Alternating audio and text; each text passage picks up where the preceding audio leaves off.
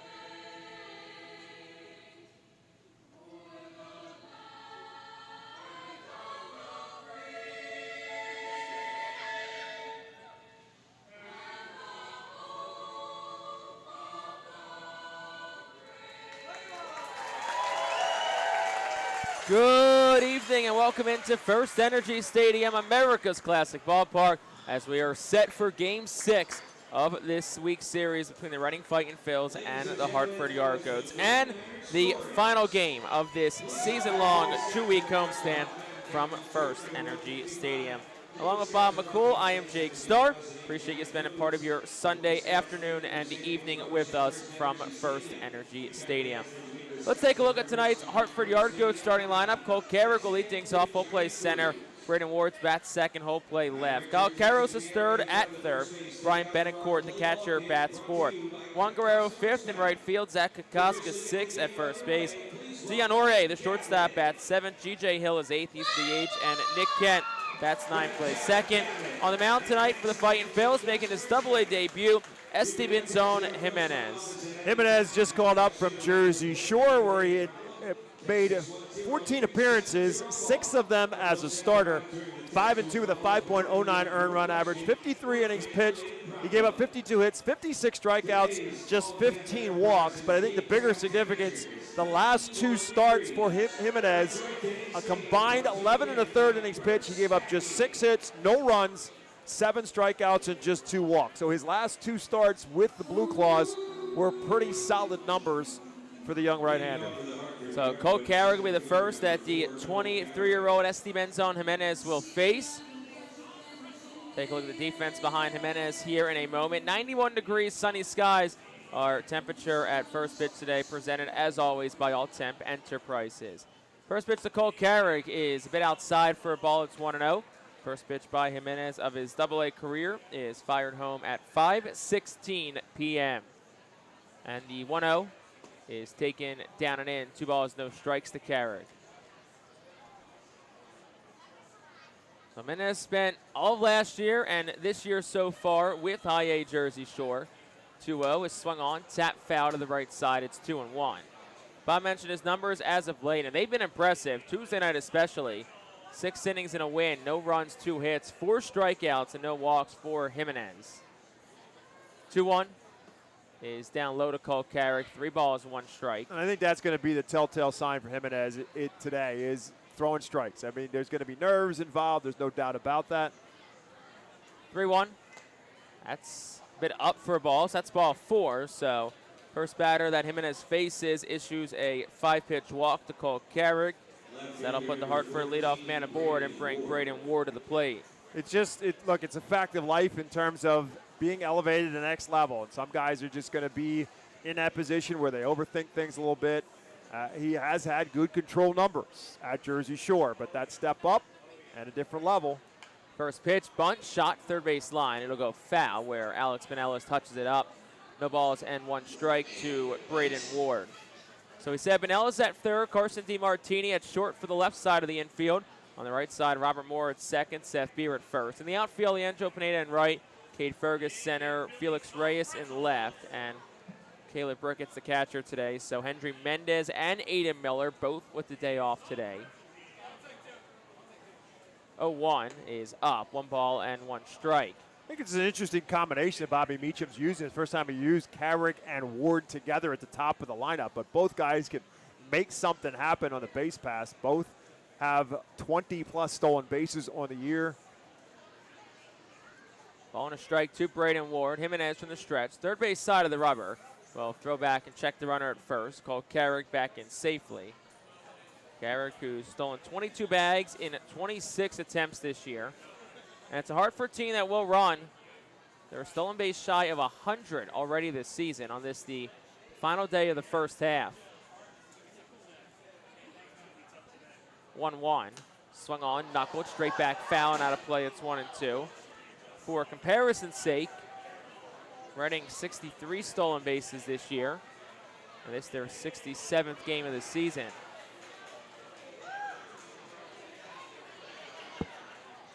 Braden Ward, a .278 hitter on the season for the Yard Goats. Got a home run, 15 runs driven in.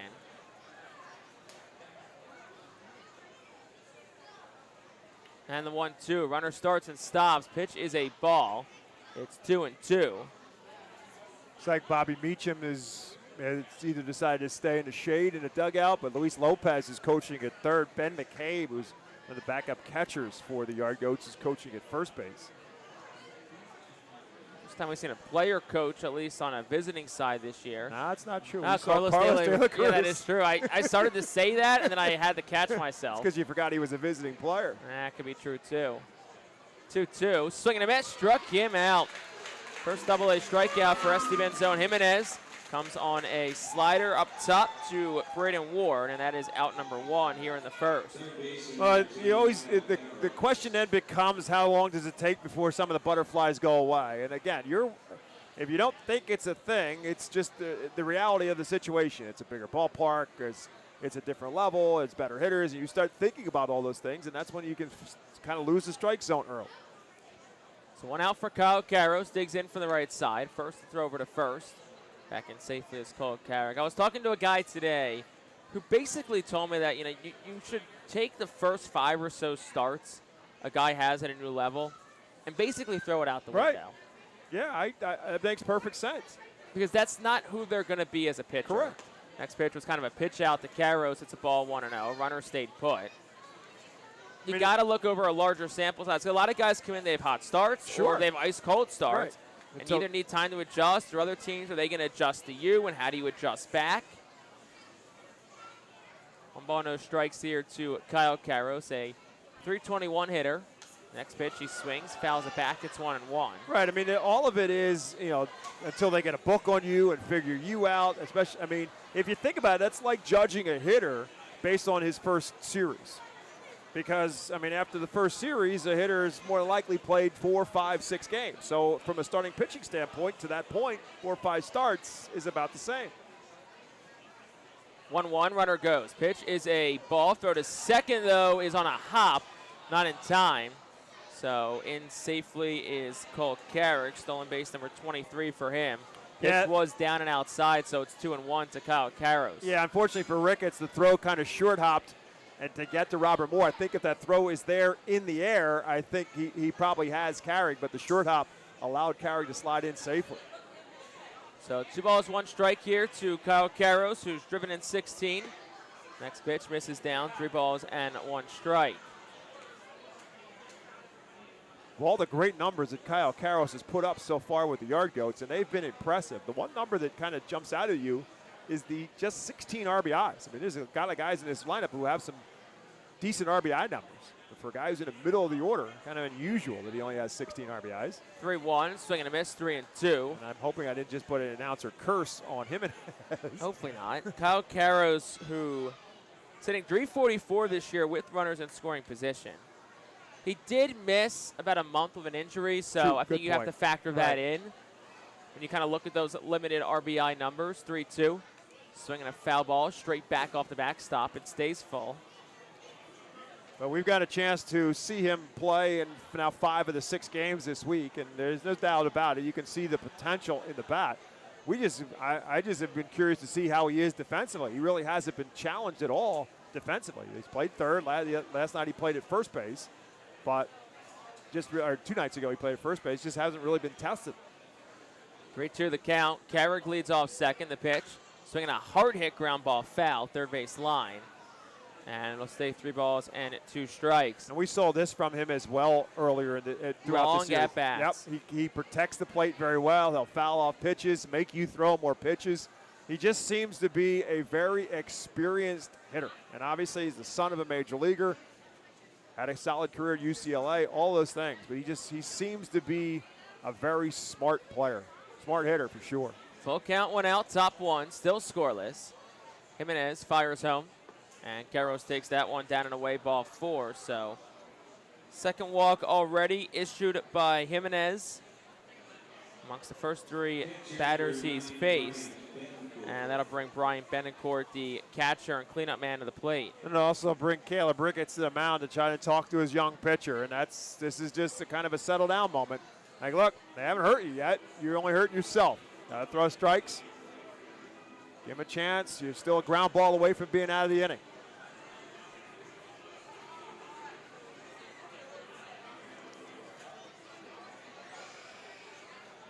So Brian Benincourt in from the left side. 1 out, top of the first. Still a scoreless ball game as the runners get their leads off first and second.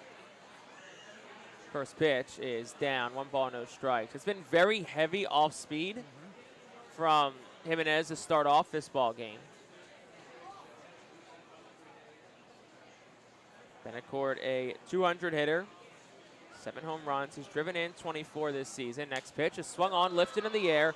Left side of the infield. Infield fly roll is called. A couple steps back to the outfield grass goes DeMartini. He'll make the catch. That's out number 2. And that'll bring Juan Guerrero, the right fielder, to the plate. And to your point about the off-speed heavy, I think that's another thing that pitchers, as they move on, are hesitant to use their fastball. And I think more about Orion Kirkering than anybody. Orion Kirkering's got a 97, 98-mile fastball, but his sweeper was so good. They fall in love with the pitches that have movement and are afraid that if they throw a fastball, they're going to hit it. Sometimes the fastball, you got to establish that fastball. 2 outs for Guerrero, and Jimenez will step off and look Carrick back at second. Because if all you're throwing is breaking ball, and they realize that those pitches are not going to be strikes, they're easier to lay off of it because they're not seeing a fastball from you. First pitch home. Guerrero takes a fastball up and in, 1-0. 93 on that 4-seam fastball. That's where Jimenez will sit. 6'1", 172-pounder from San Felipe, Venezuela. Same home nation as the skipper, Al Padrique. Next pitch. Swung on, line drive left, falling fast. In is Reyes, will fall in front of him for a base hit. Carrick around third, throw home is cut off, so he'll score. And it's a 2-out RBI single for Juan Guerrero. And this yard goes strike first. It's 1-0. Yeah, the ball just kind of died on Reyes, and he's playing pretty deep. Guerrero does have some pop in his bat, but Reyes was pretty deep, and it wasn't hit all that hard. It was a sinking line drive, and ultimately the right play. But again, there's the walks that put you in trouble. So here's Zach Kokoska. Yeah, the Guerrero single, first hit of the inning. And it wasn't hit particularly hard. Kokoska watched the first one down for a ball. It's 1-0. Yeah, off the bat, it looked like it's going to be, all but at Reyes. Then you see that Reyes is playing pretty deep, and it was not hit as hard. And it falls one hop in front. Next pitch, swung on, fouled straight back by Kokoska, 1-1. So it's a 1-0 yard goat advantage, top half of the first inning. Pitches racking up quickly for Jimenez. He's at 24. Through 79 on Tuesday, season high is 86. So I'm sure the hope going into the day was 4, maybe 5. I'm sure that number is kind of changing a bit as this first inning progresses. 1-1 is taken down, 2 balls and a strike.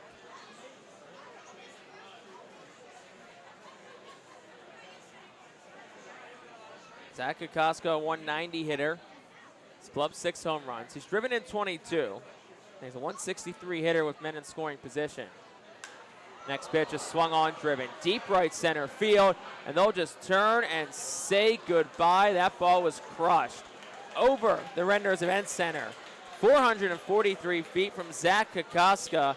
A 3-run shot, his 7th of the year, and the Yard Goats lead it 4-0. Well, inner lower half, and left-handed hitters love the ball down, and that's right in the sweet spot for a left-hand hitter. Kokoska hits it on the roof of the Redners Event Center for his 7th home run of the year. And so the early control issues bite the young pitcher in his debut. And those two walks in the first 3 batters both come in to score ahead of the long home run from Kokoska. So here's Dion Jorge, first pitch, swing and a miss, 0-1 on a fastball. Of course, you do have an off day tomorrow, and you only used 2 relievers last night, so you can definitely tap into your bullpen if needed today. Jorge would take for a ball 1-1. But the other thought is, too, you're going to need Jimenez, I think, to give you some innings, too, because you don't want to use everybody because it is the last day of a series. Ball and a strike, the pitch. That's a called strike on a changeup inside corner. It's 1-2. Yeah, you don't want to hang the young man out to dry, but at the same time, it's an opportunity for him to work through some early trouble, and maybe he can settle down and give you a couple of innings if the next couple can go a little smoother. 1-2, down and away, 2-2.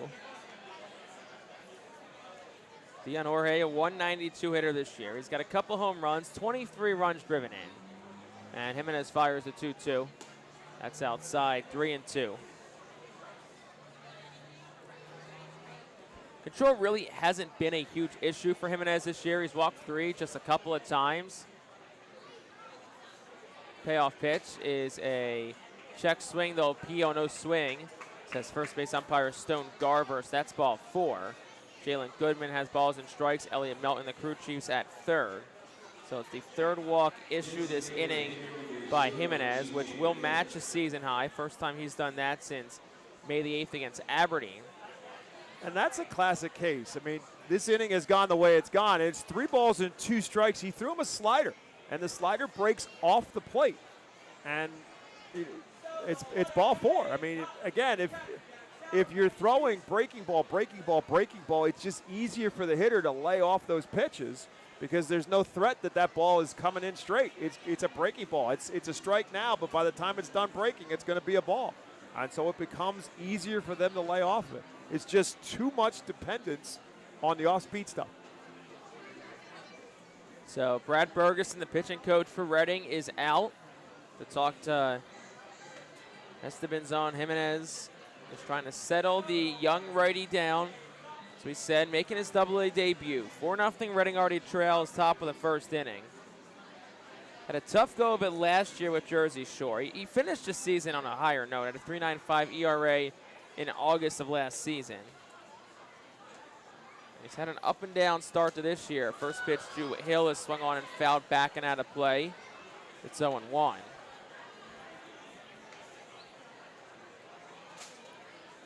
Two outs here, top of the first inning. 4-0 Yard Goats already on top. 4 runs on a pair of hits. Jorge, the lone runner on first. Here's the pitch, is a swing and a miss. It's 0-2. So we'll see if Jimenez can put out G.J. Hill here.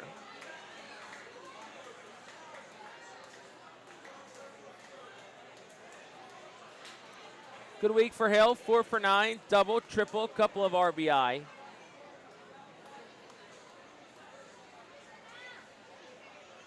And the 0-2 runner goes, pitch is swung on and fouled straight down. It'll stay no balls and 2 strikes. Well, he threw 2 fastballs in a row. They were sinkers up, but there's fastball 90 plus, 91, 92. The first 2 pitches, and he gets ahead of Hill. Now throws him a slider. That's okay if it's no balls and 2 strikes. Different story when it's 3-2. 0-2, runner goes again, pitches up, throw to second though, is a strike from Caleb Ricketts. Carson DiMartini applies the tag, and Dion Jorge is thrown out at second base. 4th caught stealing of the year for Caleb Ricketts, ends the first inning. Yargos though do score 4 runs. They did it on 2 hits. No men left on base. We played 1/2 here from FirstEnergy Stadium. Hartford for Reading coming to bat.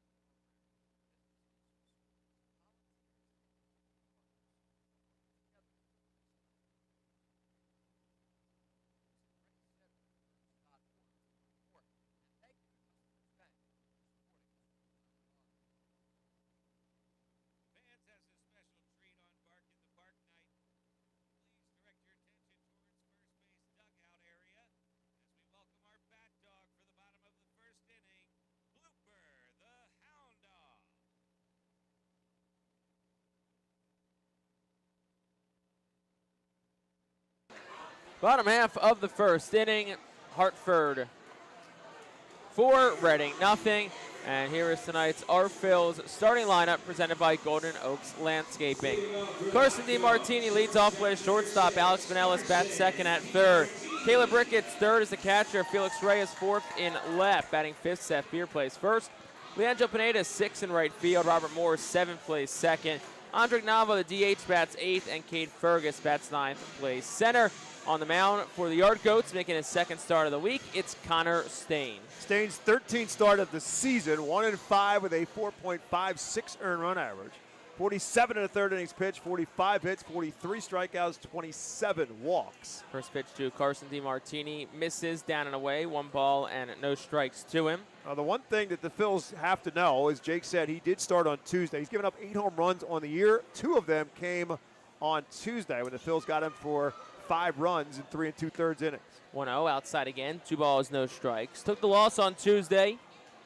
And look, if Reading can get a couple of runs back in this first inning, you feel a lot better about where this game's at right now. And Caleb Ricketts took him deep. Leandro Pineda took him deep for a couple of 2-run home runs. Stain has an over-the-head wind-up to 2-0. It's a breaking pitch that misses outside. 3 balls, no strikes. Al Padriga always likes to talk to us and tell us about, when the weather gets warmer, don't worry, the balls will start finding the way out of the ballpark when the weather gets warmer. So it's happened. Yeah, it has.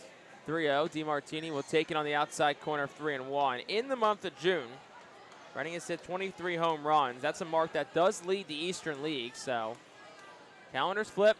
Weather's finally getting warmer. I was going to say, I don't know if you noticed it, but the weather has gotten a little bit warmer. It is warmer. 3-1. It's way outside ball 4. I think it's 30-plus degrees warmer than it was last Sunday. It's been that long of a homestand? Yeah, we've gone from basically we're from March to August. July. Yeah. Here's Alex Pinellas. We'll set the defense for Hartford here. Kokoska's at first, Kent's at second, Jorge's at short, Carros at third. Guerrero on right, Carrick in center, Ward left, Benacourt the catcher for Connor Stain. So Pinellas in from the left side. He's had himself a nice week. And the first pitch is a curveball for a called strike, 0-1. That was a slow looper, 71 miles per hour. Pinellas hitting .350 on the week, couple of home runs. He's doubled 3 times and drove in 4. 0-1 is up and in. And it's 1 ball and 1 strike.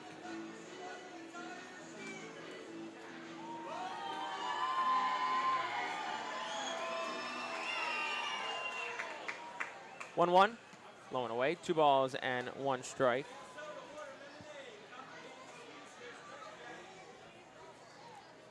Pinellas overall 288 hitter. He's been really good as of late. 364 across his last 10 games. And the pitch, Pinellas swings, fly ball foul. Back out of play, it's 2-2. 4-0, Yard Goats on top, bottom half of the first inning.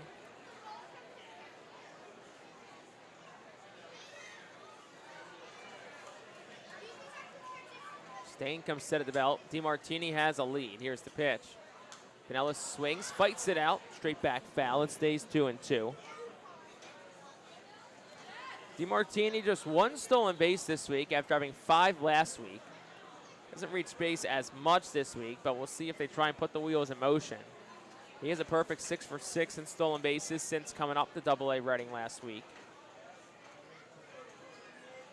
2-2. Pinellas swings. It's a mile-high pop fly, foul territory behind home plate.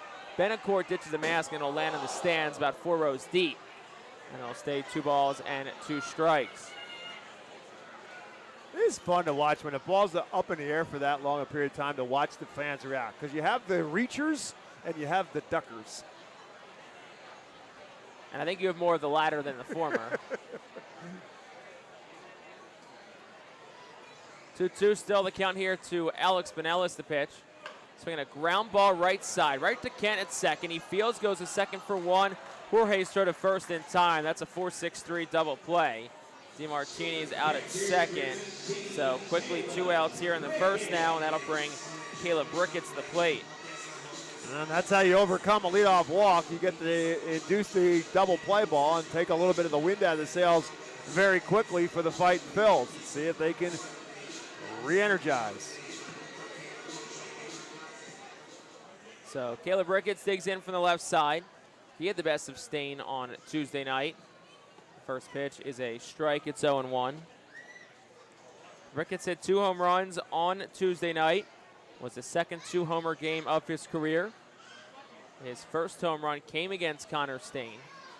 0-1. Ricketts swings, line drive, falling fast in the right field. That'll be a 2-out base hit for Caleb Ricketts. So the Fightin Phils another base runner here against Stain. Ricketts continues to see him well, and that'll bring Felix Reyes to the plate. Yeah, it's just such a great presence to have him back in the lineup, and we have been thinking about this for the last 2 seasons. And let's hope that Caleb Ricketts can just stay healthy and be out there 4 out of every 6 games in some capacity for this lineup for the rest of the season, and we can really get a gauge of what Caleb Ricketts could do. So that'll bring Reyes to the plate. Good night last night, 3 hits, double home run. First pitch is up for a ball. It's 1-0. Reyes' home run last night was absolutely crushed. Put it on the top level of the event center, just outside the visiting clubhouse, above the pitch clock. The 1-0 is there for a called strike, 1-1. Yeah, and here's the thing. It didn't just land on the red. It hit off the back wall. I mean, it reached the wall of the Redners Event Center up and over that railing that's got to be all but 25 feet high. Ball on a strike to Reyes. Stain set at the belt, deals home. Reyes will take that one up the letters, 2-1. So it's his 7th home run of the season. That ties in with Cade Fergus for the team lead. 5 for 14 overall this week. couple of runs driven in. Both were last night, 2-1. Reyes swings, cranks one, left center field. Carrick is back, reaches and tracks it down. Cole Carrick, what a catch in left center field. Reyes gave it a ride, but it hung up just long enough for the excellent center fielder Cole Carrick to chase it down and make the catch. In the inning for the Fightin' Phils, no runs, one hit, no errors, and one man left on base. We will head to the second. Hartford on top. It's 4-0.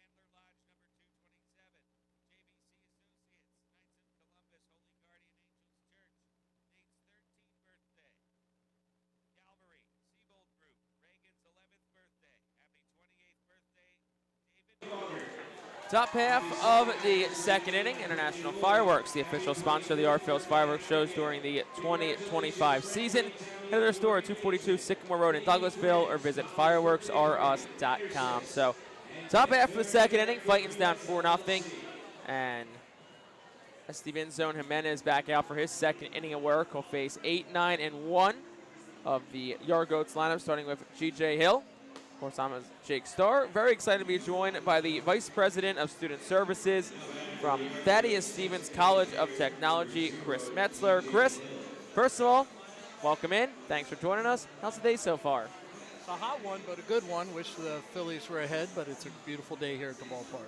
Luckily, we got a lot of baseball left to play. Hopefully, from the point forward that you're in the booth. From this inning forward, Fightin' Phillies can find a way to battle back, and you can be the good luck charm in this ball game. Well, before the first pitch can be thrown, looks like time was called by the hitter G.J. Hill. So, kind of to start off, Thaddeus Stevens, longtime partner of the Reading Fightin' Phil. Just tell us a little bit more about the history and kind of the mission of Thaddeus Stevens. So Thaddeus Stevens is a college that's dedicated to educating students from across the state of Pennsylvania in the trades, in areas where they can get jobs that they can support their families. So really the trades and economic stability throughout the entire state. No ball is one strike. The count to Hill as he bunted the first pitch foul. The next pitch is down for a ball. It's 1-0. So what does that kind of translate to today? What would you say, what's the school best known for?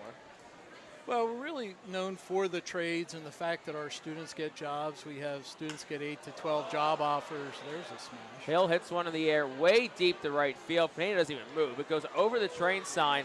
May have ended up on Route 61. It's a solo home run. So fourth of the season for G.J. Hill, and that'll make it a 5-0 ball game for Nick Kent. So kind of we were talking about just, today, people are looking at Thaddeus Stevens College of Technology. What would you say kind of they best know it for now? Well, really getting people jobs and getting them the opportunity for careers where they really can go anywhere in the state and get a good job. It's amazing. We have wait lists in the majority of our programs. We're actually leasing a dorm building because we've grown so much. We need more beds to support our students. First pitch to Nick Kent is there for a called strike, 0-1. Kent, the 9-hitter in the Yard Goats lineup. 2-11 so far on the season. Here's the 0-1. That's in tight to the righty, 1-1. If you're just joining us, I'm Jake Starr. Excited to be joined by Chris Metzler, the Vice President of Student Services at Thaddeus Stevens College of Technology. Here's Jimenez's 1-1. That one swung on, hit in the air towards right. Pineda drifts back. He's there, makes the catch. That's out number 1. So I guess, Chris, tell us a little bit about, VP of Student Services. What does your job entail? What's your day-to-day at Thaddeus Stevens look like? Well, we cover everything outside the classroom, from res life to dining services and also athletics. And, for example, we have the 6th place team in the nation for track and field, so we're real successful athletically as well as academically for our students.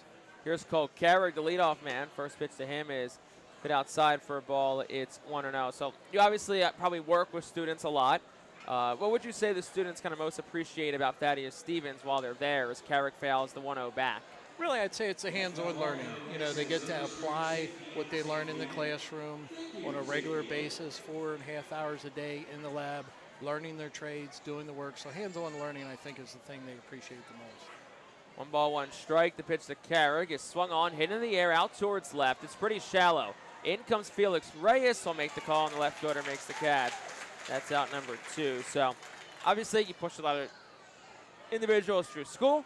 They eventually graduate. When graduates come back or they kind of reflect on their time at Thaddeus Stevens, you know, what are some of their biggest takeaways from their time at the school? Well, they really appreciate the opportunity to get real close with the faculty and staff. We're a college has 1,400 students, but our classrooms are small. A lot of in-person learning, a lot of time with the students. First pitch to Braden Ward. It's a ground ball to the second baseman, Robert Moore. He fires the first in time. Chris, any kind of final thoughts before we let you go? Well, really appreciate it. If students are interested, they can check us out on the website, stevenscollege.edu. Learn more about us, apply, and hopefully we get to see them sometime soon. Well, you heard it, stevenscollege.edu. Chris Metzler, Vice President of Student Services. Thank you for your time, and thank you, as always, to you and Thaddeus Stevens College of Technology for your continued support of the Reading Fightin' Phils. Enjoy the rest of the day.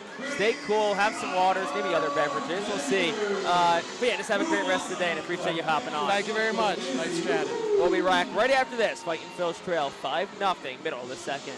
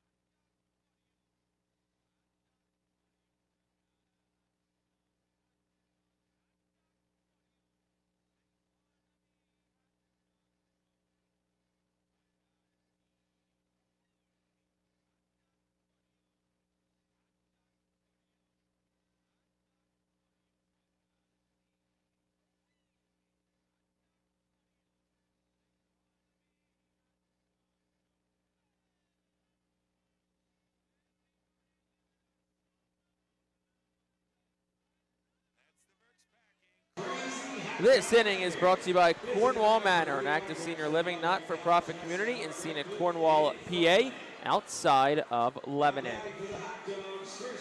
So Hartford, another run in the top of the second inning. So as we go to the bottom half of the frame, Fightin' Phils now trail at 5-0. And it'll be 5-6-7 due up for Reading here. Seth Beer leads off against Connor Staines, who's back out for another inning of work. Staines, the righty, will wind and fire the first pitch home, and Beer takes outside 1-0. Beer the night off last night, just 2 for 10 in the series. Both hits have been doubles for Seth Beer. 1-0 is a breaking pitch taken down and into the lefty, 2-0. Second straight night, we have Michael Jones, the third base coach. Al Patrique coaching first. And here's the 2-0. Beer takes it down and again. 3 balls, no strikes.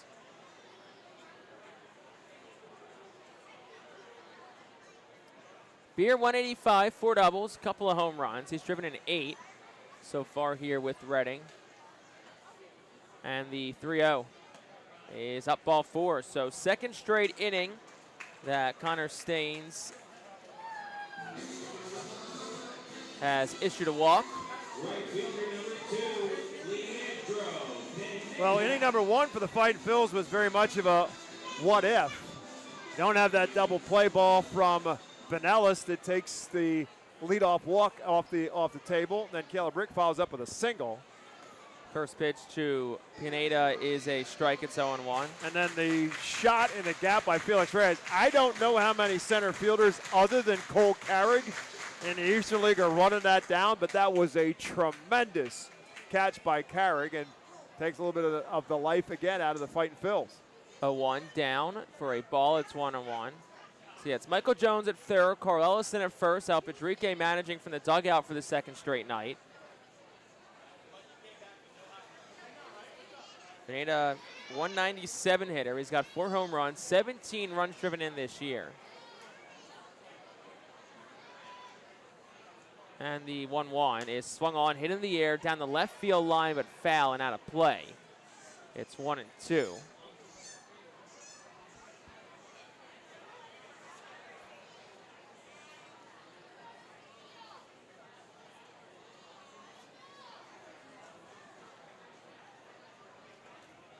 Seth Beer leads off first. He's not attempted to steal a base since joining Reading back in May. The 1-2. That's up 2-2. And look, if you're Reading, got a lot of baseball left to play. You just got to find ways to keep chipping away. Again, this is a guy that you just saw a couple days ago, and they were able to get to him over the course of Tuesday's game. 2-2. Pineda checks swing, and they'll appeal. Third base umpire Elliot Melton, who's standing actually behind the pitcher's mound in front of second, says no swing. So the count goes full now to Leandro Pineda.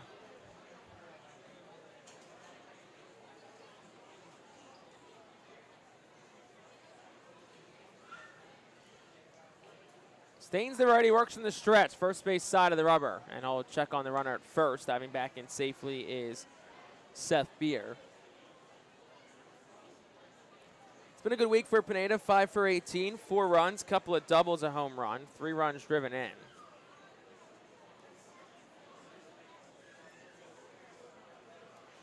And the 3-2. Pineda swings, line drive, foul, first base line. Stone Garver kind of went into self-defense mode, just getting out of the way of that one. That was 90 miles an hour off the bat, going right at the first base umpire. You can see the replay if you're watching it on MILB TV or the Valley Live app. So still a full count to Pineda. This will be the 7th pitch of the at-bat to him. He'll step out and call time. Pineda 5 for 18 this week, 4 runs scored, couple of doubles, a home run, 3 runs driven in.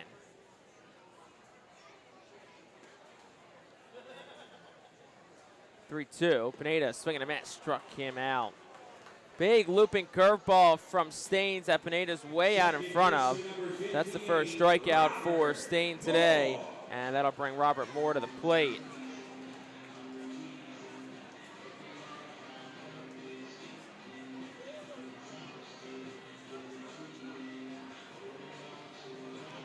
So Robert Moore in from the left side, switch hitter. A good night last night, couple of hits, both were doubles. First pitch he takes for a ball up, it's 1-0. His double last night, well, his 2 doubles last night for his 4th 2-double games of the season. He had 2 last week against New Hampshire on consecutive nights. The 1-0 misses up 2-0. He had 2 doubles in back-to-back games on June 10th and the 11th. Was the first RFO to have multiple doubles in consecutive games since Johan Rojas did it in September of 2022. 2-0 is another curveball that misses up. It's 3-0. Man, that is one of the slower curveballs that we see. Yeah, what is that it? one at 70. Wow. Not very often you're ever going to see the first number on that radar of 6, but he's toying with it. Catcher Brian Benincourt is out to talk to Robert Moore's opponent here, Connor Stain. Gotta think Moore gets a green light here. I mean, the way he's swinging the bat right now, especially after last night, one of those doubles just missed being a home run up on the veranda of the Redners Event Center. So 3 balls, no strikes to count. He's already walked 1 man in the inning. That was Seth Beer. He then struck out Leandro Pineda. 3-1 is up ball 4. So a couple walks here in this second inning for Connor Stain. 3 in total, and that'll bring Andrik Nava to the plate. Well, he's opening up the door for you. Now it's a matter of whether or not you can kick that door in. Yeah, leadoff walk to start the game, but got himself out of it with the double play, and now a couple of walks here. This is how the Yard Goats got their first inning started, with a couple of walks to get the ball rolling. Switch hitter Nava digs in from the left side. Man on first and second, one out, bottom two. First pitch, down and in, one ball and no strikes. First game for Nava this week. 0 for 5, couple of walks and a strikeout in 2 starts last week against New Hampshire. Doesn't play much, a chance to make his mark early though in this game. 1-0 is up and away, 2 balls, no strikes. So Staines at 3 walks already through an inning and a third.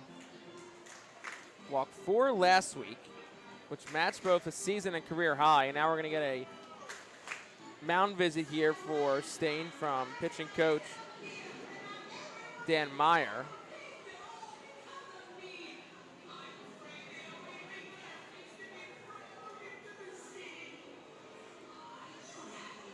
I mean, the control obviously off, and he's missing a lot arm side so far tonight.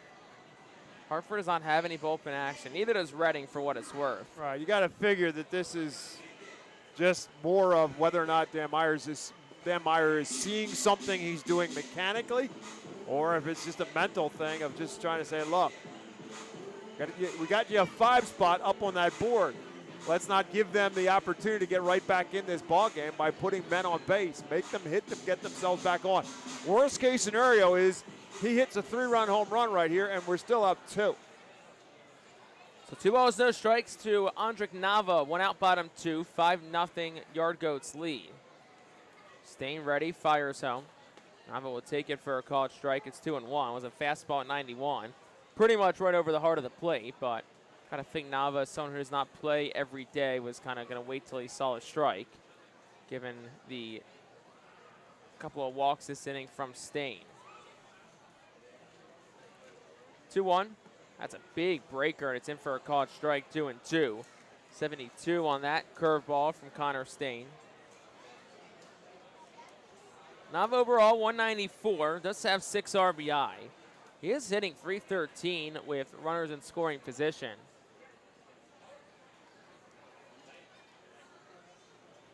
2-2, swinging a ground ball foul. Goes actually into the Phillies dugout on a hop.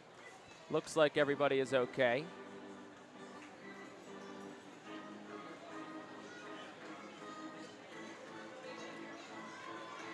So it'll stay 2 balls and 2 strikes here to Andrik Nava.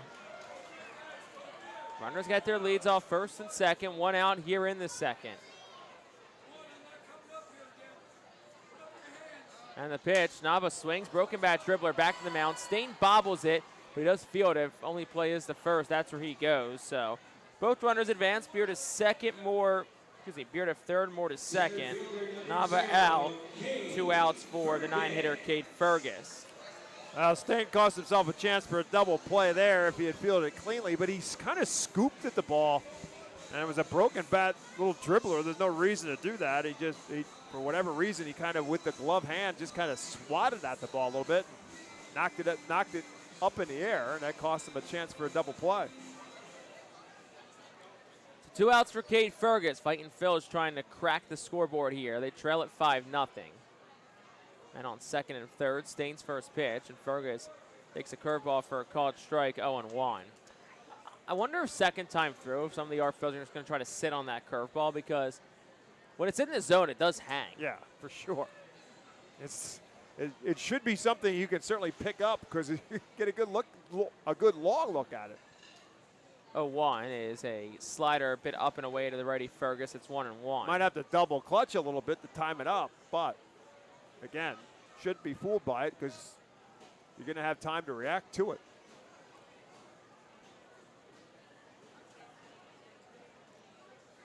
Ball and a strike, 2 outs here to Cade Fergus. Beer on third, Moore on second. Infield back for the Yard Goats, and the pitch. There's another curveball. That one misses up. It's 2-1. Fightin Phillies, as customary on Sundays, wearing their Reading Hot Dog tribute uniforms, white pants. Cade Fergus got the bright yellow cleats that match perfectly with these uniforms. The Argoats in their road gray uniforms, blue caps.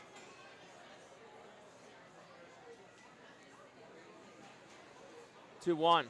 Fergus swings and he fouls it back and out of play. It's 2-2.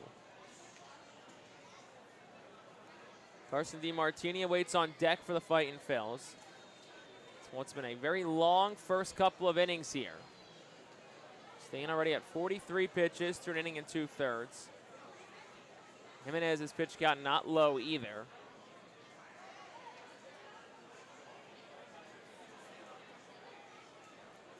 Two balls, two strikes. And the pitch. Fergus swings at a curveball and he fouls it third base side. Good pick though by third base coach Michael Jones. And he sizes up who he wants to get the baseball to. He throws it and the fan makes a nice catch in the 67 club. Just saw the replay if you're watching on MILB TV.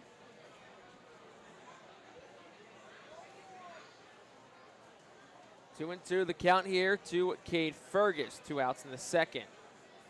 Staying ready at the belt, and the pitch.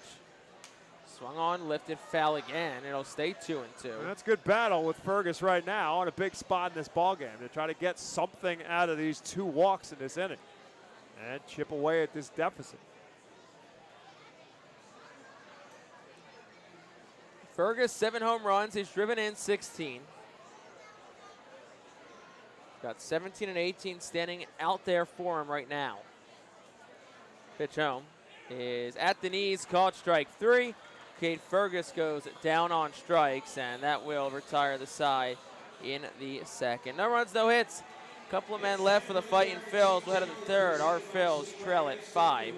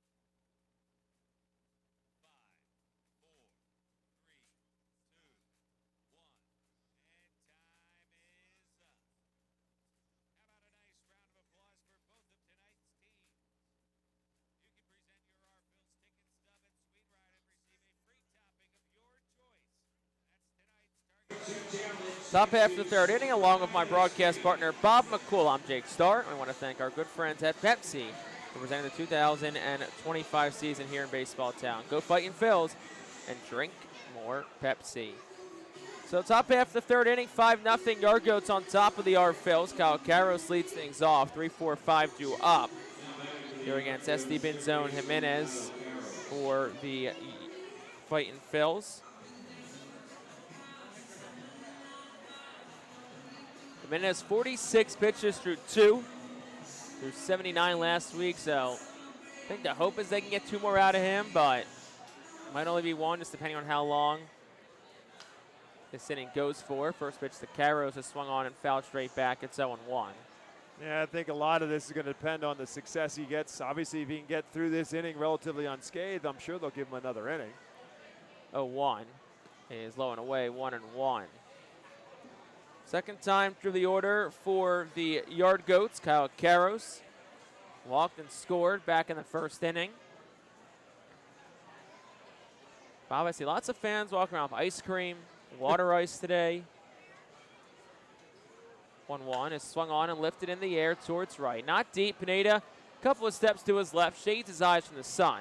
The right fielder makes the catch for out number 1. So 3 straight retired by Jimenez. That'll bring Brian Benacourt to the plate. Yeah, it's a good day for both of those things. Make sure you got a cold drink somewhere. Ice cream, water ice, all those things are optimum.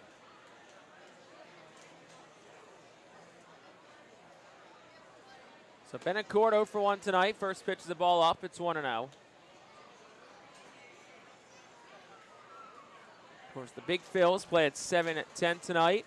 Sunday Night Baseball, 1-0. Swung on. Ground ball right through the hole, right side, base hit. So a one-out single to right for Bryant Betancourt. It's the 4th hit of the day for the Yard Goats, and that'll bring Juan Guerrero to the plate. So, of course, you can listen to the game on 830 WEEU. Yeah, it's a big one for the Phillies. Obviously, they took care of business on Friday, and the Mets responded back with a thumping last night. So, who's going to take the third game and take the series?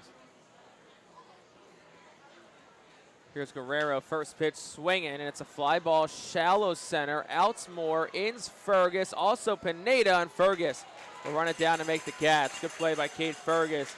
That's out number 2, and that'll bring Zach Kokoska to the plate. Yeah, fortunately, that was a mile high in the air, and Fergus had to run a long way to go get it, but he can run, no doubt about that. And if he didn't catch it, I don't know anybody else was, because it was back pretty far for Moore. It was a long way for Pineda. And the Yard Goats have had a bunch of them in this series. They just haven't been in the air that long, and they've fallen in for base hits. The 2 outs for Kokoska. First pitch is swung on, hit in the air. Third base side, foul territory. Pinella strips onto the fouled side of the third base line, makes the catch, and that'll retire the side in the third.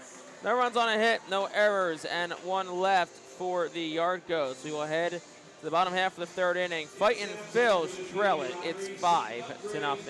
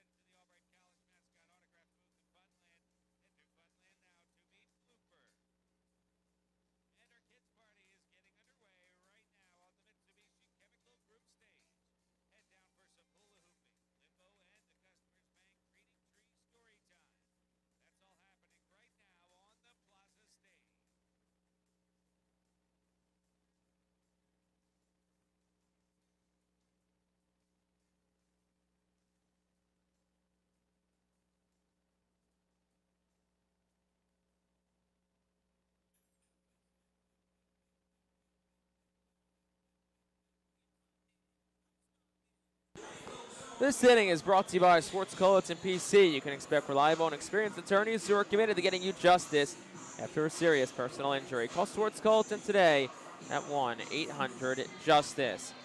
So top of the order up, bottom of the third. Bob, we're game 12 of 12 here on this 2-week homestand. Carson DiMartini leads off for Reading here against Connor Stain. Yeah, but it's 12 games spread out over 13 days. It's not really all that bad. Yeah, one off day mixed in there. Yeah, sure. And it rained that day. I don't know if you remember that or not, but I did because I had the day off. And it poured all day long. It rained in this part of the country? It did. I'm shocked. When I was cutting my grass yesterday, I could see how much it rained. So DiMartini leads off, Reading down 5-0 here in the bottom of the third. And here's the pitch. Is taken outside for a ball. It's 1-0. That was pitch number 47 for Connor Stain tonight. Next pitch is up for a ball, 2-0.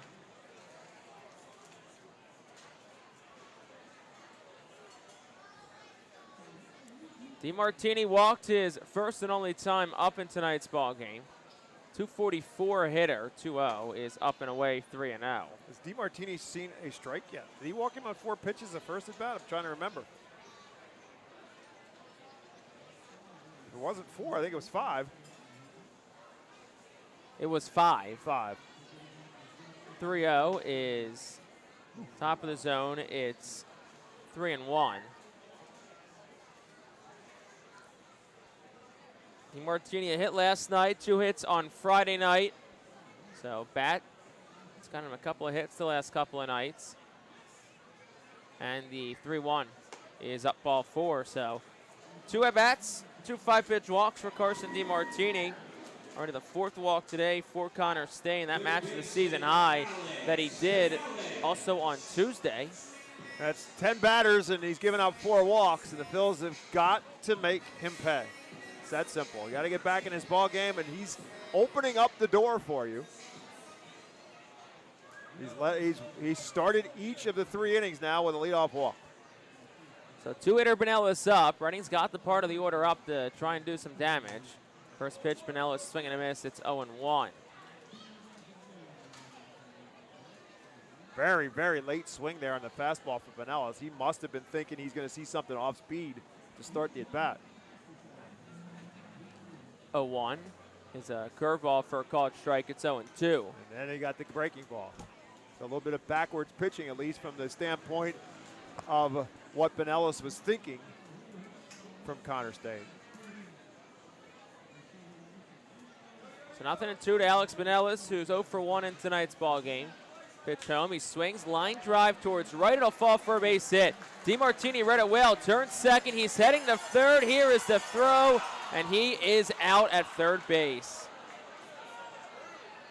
4th time in the last 2 nights the Fightin Phils have gotten themselves out on the bases. It is a single for Alex Pinellas, but a pretty big runner there is thrown out. That'll bring Caleb Ricketts to the plate. Again, a 5-0 lead that you cannot get thrown out at third base in that spot. As Jake said, he read it well off the bat, and I honestly did not pick up whether or not Michael Jones was sending him or stopping him, and whether or not DiMartini may have run through a stop sign. But Guerrero picked that thing up on a hop, and he was right there in on it, and it wasn't all that close. First pitch to Caleb Ricketts is a strike. It's 0-1. Third outfield assist for Guerrero, and it's a Hartford outfield that. Yeah, they got arms out there, and you got to know that. Cole Carrigan Center has got 13 outfield assists. He's pacing for 26. Yep. Most teams don't get that in a year. 0-1. Ricketts swinging a miss at a changeup. It's 0-2. Ricketts 1 for 1 tonight. He did single his first time up in the first.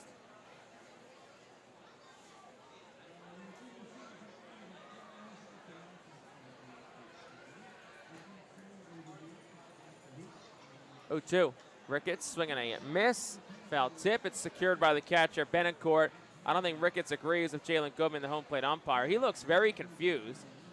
I think he's saying the ball hit the ground. And Ricketts is kind of just standing there. Al Patrique is going to come out of the dugout, have a conversation. Oh, that looked like it bounced, did it not? It did. Looked like it hit the ground. And, I mean, Ricketts isn't going to argue it unless he obviously saw it or heard. Well, more than likely he heard it. And a guy who's been back there, and when yeah, so he knows. Right, exactly. He's experienced. He knows what it sounds like. And I'm thinking Al Patrique is thinking the same thing. Yeah, and Al is not very happy. Nope. Here's another look at the replay slowed down. Oh, my gosh, that was not even close. Yeah, it definitely hit the ground. I mean, Al Patrique's got a point. Caleb Ricketts has a point. So I think Al's going to do what he usually does, which is to ask him to look for help. And he just got, okay, so Al's time in this game might not be much longer. Nope. He just was walking away, walked back up to Jalen Goodman. Now, so Al does stay in this game. But he let Jalen Goodman hear it. Yep. And rightfully so, because that was a bad call. Right. And again, I don't know if that's, I mean, again, I'm not. Al with some parting words, right. He heads back to the dugout. And again, that's probably a part of that, is ask for help, and if one of your other umpires saw it hit the ground. I don't know if they're going to see it or not from their position. I mean, you got Elliot Melton basically Correct. standing behind the pitcher's mound. Correct. And he is the crew chief. First pitch to Ricketts, swings a line drive towards right center field. That'll fall for a base hit. Around second towards third goes Pinellas. The throw is cut off. Reyes had himself way off the first base bag, but he's able to get back. So it's a 2-out single for Felix Reyes, who did exactly what you should do on the curveball. Waits back on it, sends it the other way. Yeah, he didn't hit it hard, but he hit it right in the right spot. A little sinking quail in the right center field, and then Guerrero comes up throwing. But this time Jorge cut it off, and Felix Reyes had to scramble back to first base. Phil's dangerously trying to run themselves out of an inning. But again, that outfield assist for for Juan Guerrero right now looking huge, because right now it cost the Phils at least 1 run. So here's Seth Beer from the left side. Man on the corners, 2 outs to the Phils. We're down 5-0 Bottom 3, first pitch. Beer will take that for a called strike, 0-1. I mean, DeMartini thrown out at third. Ricketts called out when he really shouldn't have. There's a couple of things that could change the perspective of this inning. Let's see if Beer, though, can pick up his teammates with a big hit here. 0-1 is down low, 1-1. You'd love to at least get one. I was just about to say the same thing. One run right here is going to feel like a lot. Just because you've had your chances in this game and don't have anything to show for it. Even just picking up one here is going to feel like a big momentum lift for the Phils. Ball and a strike to Seth Beer. Pitch home, he swings, hits a pop fly, shallow center. Out Jorge, in is Carriage, so is left fielder Ward, and that's who slides and makes the catch. And that'll retire the side here in the third. No runs, couple of hits. 2 men left for the Fightin' Phils. We will head to the top of the fourth. Fightin' Phils trail at 5-0.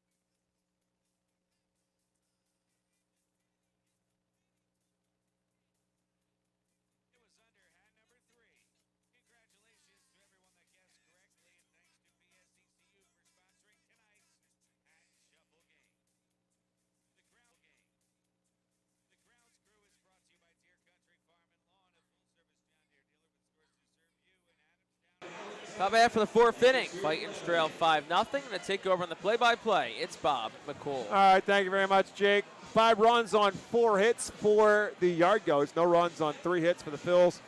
Reading has already left 5 men on base through the first 3 innings, so they have let Connor Stain and get off the hook on a number of occasions. And in the meantime, the Yard Goats have gone long ball so far against Jimenez in his first AA start. It'll be 7, 8, 9 due up for the Yard Goats here in the 4th inning. That's Dion Jorge, G.J. Hill, and Nick Kent.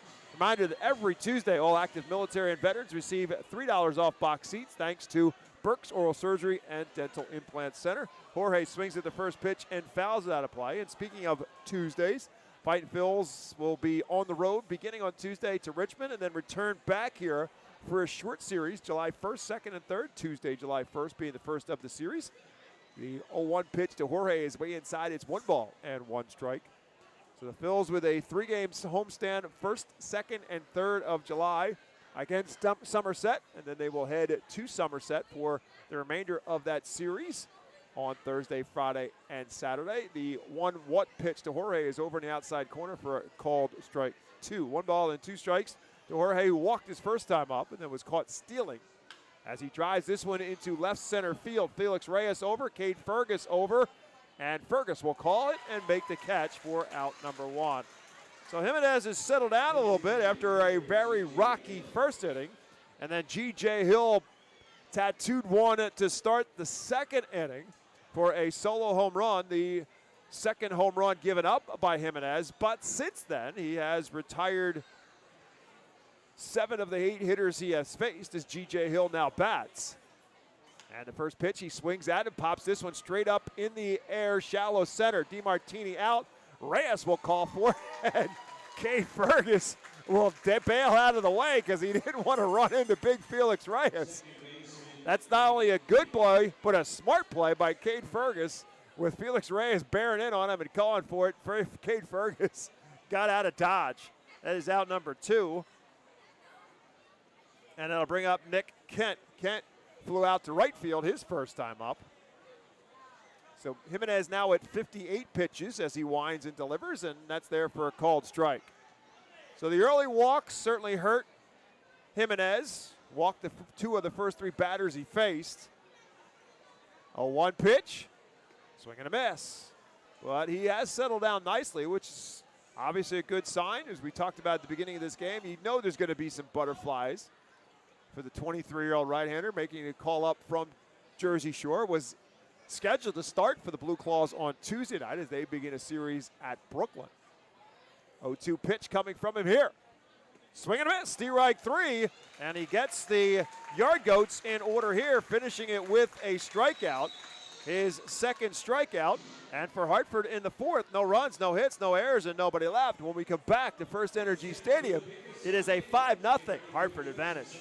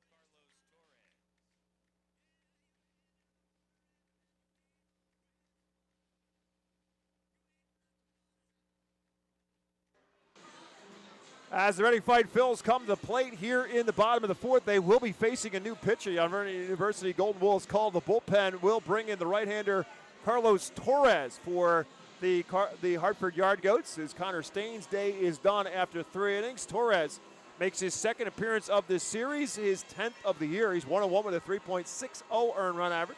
15 innings pitched. He's given up 19 hits, 6 earned runs. He struck out 14. He's walked 4. He's also given up a couple of home runs as well. He did pitch also in Game 1. Connor Staines started it, and ultimately at the end it was Carlos Torres who pitched the final inning and a third. Phil's got him for a couple of hits in that inning and a third. And their 7-4 opening win of this series. Leandro Pineda will lead it off for the Phils, and the first pitch from Torres is away for a ball. Right-hander delivers, and Pineda takes that one inside for a ball. They'll check, appeal, and say no, he did not go around. Pineda was a strikeout victim his first time up.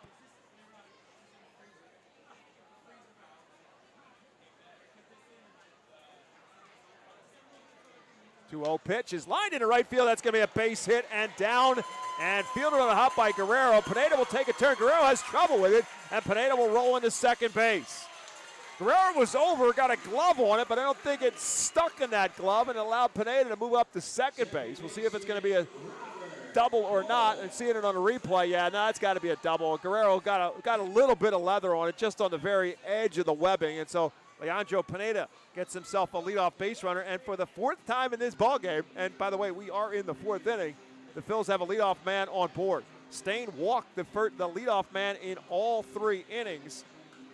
For Hartford, he walked 4 in total.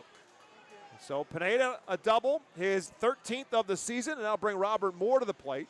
Moore walked his first time up. First pitch him is driven into right field. Guerrero back, and leaps and cannot make the catch.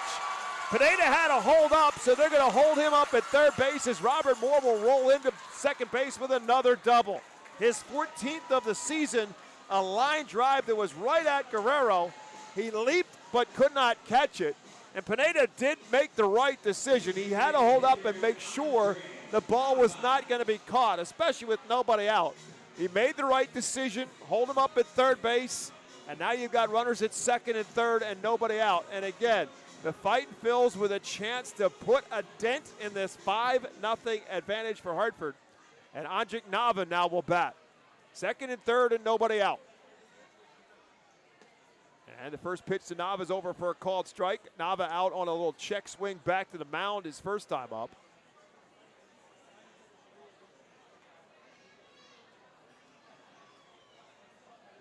Nava, the switch hitter, as a DH today. 0-1 pitch is inside. It's 1-1.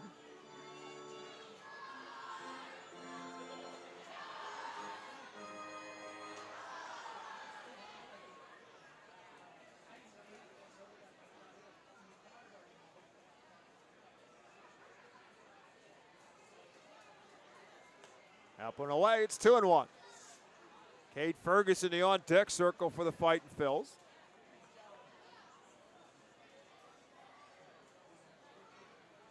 Phils had a ton of doubles in last night's game. Season high in doubles in their 17-hit attack. And Nava drives this one deep to right center field. Guerrero back to the wall. Now make the catch and bang up against the fence. Pineda will tag up and score. It'll be a long sacrifice fly for Andrik Nava. But the Phils are on the board. It's a 5-1 game. RBI number 7 on the season for Andrik Nava. Robert Moore also tags up. He moves to third base now with 1 out. So Andrik Nava drove it a long way, and Guerrero made the catch with his back up against the fence for out number 1. And so Fergus now to the plate, the runner at third base, and 1 out. Phil's trying to chip away after the Yard Goats put 4 up in the first and come back with another in the second. So it's 5-1 right now. Pitch to Fergus is over for a called strike. Fergus struck out looking his first time up. It's the 70th strikeout of the season for Cade Fergus. Again, he has had the home run numbers. Batting average in the 150s as he stands in. Foul tipped, straight back is no balls and 2 strikes.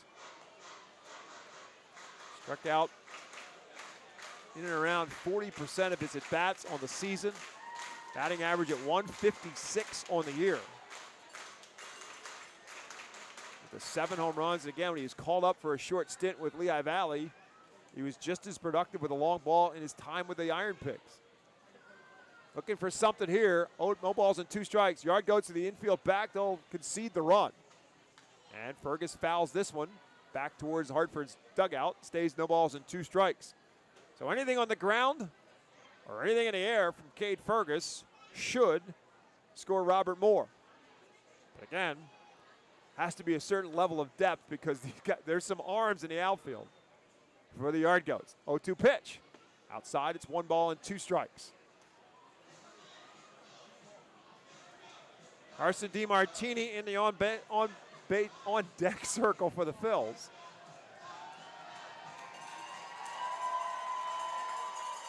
Torres with his 1-2 pitch. Lifts this one straight up in the infield. Carros, the third baseman, will call for it on the pitcher's mound. He will make the catch. And that is not what the Phils were looking for on the infield pop-up and out number 2. So now they're going to need a base hit to get the run home. Of course, the Phils did score 3 runs last night on wild pitches. So there is always that with a runner at third base now and 2 out. DiMartini walked both at bats, facing Connor Stain, now facing Carlos Torres, whose first pitch to him beats a slow roller right back to the pitcher's mound. Torres will toss it to first, plenty of time, and that quickly the inning comes to an end. So 2 doubles to start, and the Phils get 1 run out of it. 1 run on those 2 hits, an error, and another left on base. We head to the 5th when we come back on the Ready Fight Phils Radio Network. It's a 5-1 Yard Goat advantage.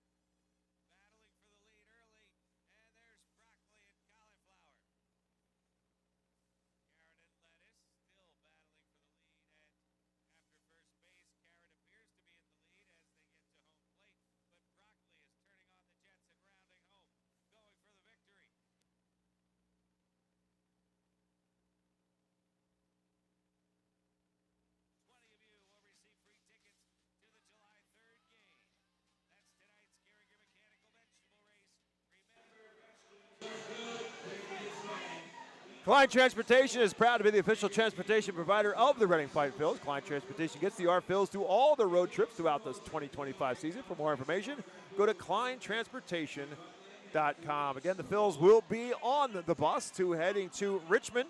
They're beginning a series against the Flying Squirrels on Tuesday. 6:35 is first pitch time for the Phils and the Flying Squirrels on Tuesday. And then again, the Phils back home against Somerset for a quick 3-game series. Tuesday, Wednesday, and Thursday, July 1st, 2nd, and 3rd. And, of course, there'll be a Mega Blast fireworks on 4th of July Eve here at the ballpark on Thursday, July 3rd. As the Yard Goats to the plate here in the top of the 5th, Jimenez back out there. He faces Cole Carrig for the 3rd time. First pitch is high for a ball. The second is fouled out of play. Cole Carrig, a 1-ball and 1-strike count. Carrig walked and scored in the first, flew out to left field his last time up. 1-1 pitch. High chopper up the middle. DeMartini has to field it behind the bag. High throw is not in time. Beer was able to hold the bag, but the speed of Cole Carrig allows him to beat it out. It's just a really high chopper off in front of the plate, and then took another big bounce for DeMartini right behind the mound, so he had to wait for that hop. And with Cole Carrig's speed coming out of the batter's box from the left side, he beats it out for the infield single, the 5th hit of the day now for the Yard Goats. And Carrig, a leadoff base runner, you have to pay attention to him. He did steal a base back in the first inning as Braden Ward bats. Ward 0 for 2 so far in the day. And the first pitch to him is up high for a ball. Still no action in the Phils bullpen. So Jimenez, after the rough start, settling down and got the Yard Goats 1-2-3 in the 4th. But leadoff's hit here in the 5th. A big lead for Carrig off the first base bag. The 1-0 pitch there for a called strike 1 to Braden Ward. Ward struck out in the first, grounded out to second in the second. Hartford sent 7 men to the plate in the first inning. Actually, technically 8, but Dion Jorge was called out caught stealing. So G.J. Hill ended up leading off the second inning. Here's a swing and a miss by Ward as he chases the high fastball. It's 1 ball and 2 strikes. Jimenez has had a little bit more success with that pitch in the upper half of the strike zone. Again, lefties traditionally like the ball down low. And this lineup for the Yard Goats with a couple of switch hitters in it have 6 lefties. 1-2 pitch coming to Ward. Fouls lifts this one down the third base line. Going to be a long run for Felix Reyes, but he will get there in fair territory. Couple feet from the third base line for out number 1. Busy day in left field for Felix Reyes. He hasn't had a whole lot hit to him. He's had to go get a number of them. And that'll bring up Kyle Karros. Karros walked in the first inning, which extended his on-base streak now to 31 straight. That ties a Hartford Yard Goat franchise record. Came around to score. Here's another line drive up into center field. Carrig read it right, and he's headed to third base as Pineda gets it in. Nobody was covering second base.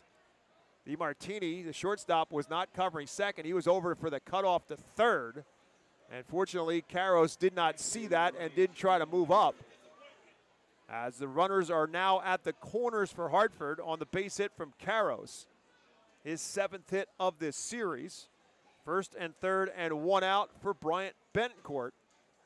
Bentoncourt 1 for 2 on the day. He singled his last time up. Infield pop-up in the first inning. Bentoncourt 4 for 13 now in the series.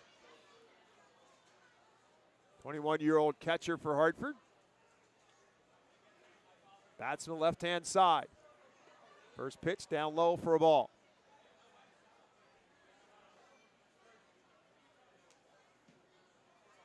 Still no movement in the Phil's bullpen, so it looks like Jimenez is going to get himself a chance to get through the 5th inning here. 70 pitches right now. 1-0 pitch. Lined into right field. That's going to be a base hit. That's going to score a run. Karros reads it right. He's headed to third base as the Yard Goats get another across. That makes it a 6-1 game and the 25th RBI of the season for Bryant Bentoncourt.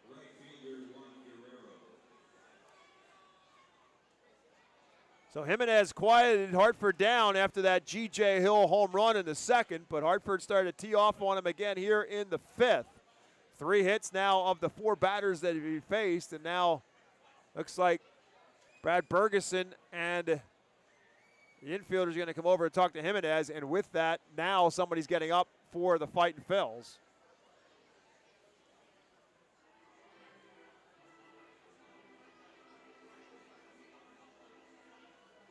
So a conversation on the mound as Gunnar Mayer gets up in the bullpen, but he literally just got up.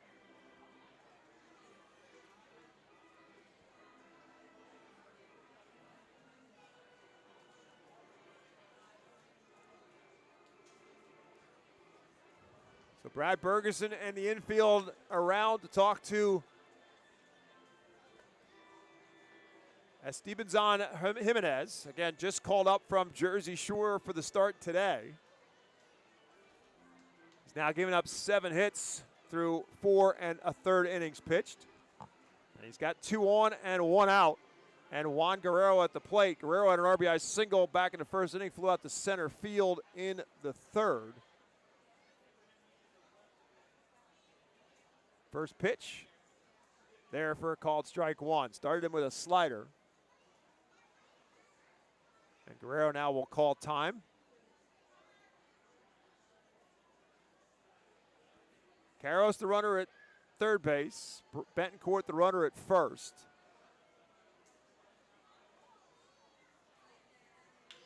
Rolls it towards short. DeMartini flips it to second for 1. The relay is in time. 6, 4, 3, and a much-needed double play there for the Fightin' Phils, and that will end the inning. Hartford does get a run. They do it on 3 hits. There was no errors and 1 man left on base. We'll head to the bottom of the 5th. It's now 6-1, Hartford on top.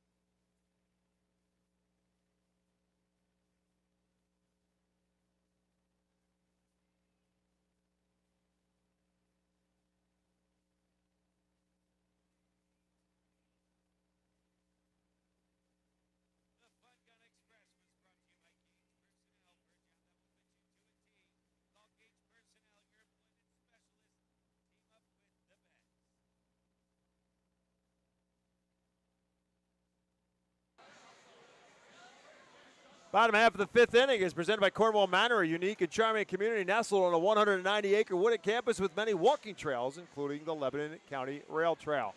So the Phils got one back in the bottom of the 4th, but the Yard Goats put that one right back on the board on their side in the top half of the 5th. So the deficit again is 5 runs for the Fightin' Phils. 6-1 Hartford on top. As Ready comes to play in the bottom of the 5th, they'll have Alex Pinellas, Caleb Ricketts, and Felix Reyes due up. Again, Philadelphia Phillies and New York Mets in the series finale tonight. 7:15 is scheduled start time for Phils and Mets, and you can hear that game on WEU 8:30 a.m. Scott Fransky, Kevin Stocker with the call tonight on WEU. Pinellas 1 for 2 on today. First pitch outside from Carlos Torres in his second inning of work. Pinellas into a double play in the first, singled in the third.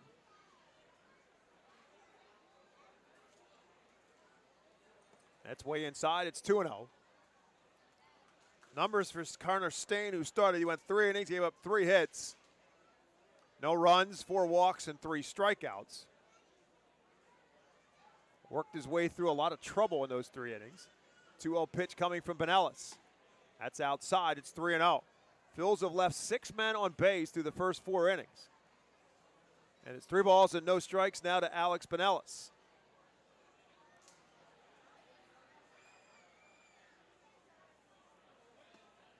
That's on the inside corner. It's 3 balls and a strike.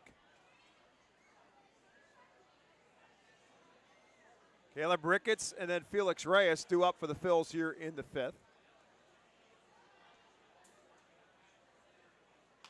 Rolls it towards second. Nick Kent has it and has plenty of time for the out at first.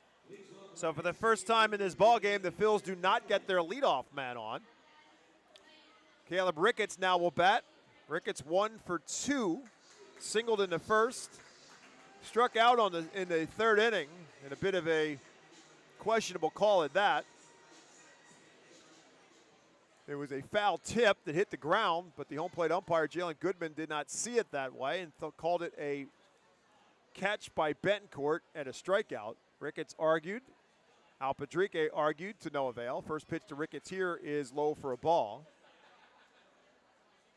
Torres pitching from the stretch to the left-hand hitting Caleb Ricketts. Late swing there and comes up empty. It's 1 ball and 1 strike. Ricketts 3 for 14 in this series. His first 2 hits were on Tuesday and a couple of home runs on Tuesday, and that 7-4 Phils win. 1-1 pitch. That's up high. It's 2-1.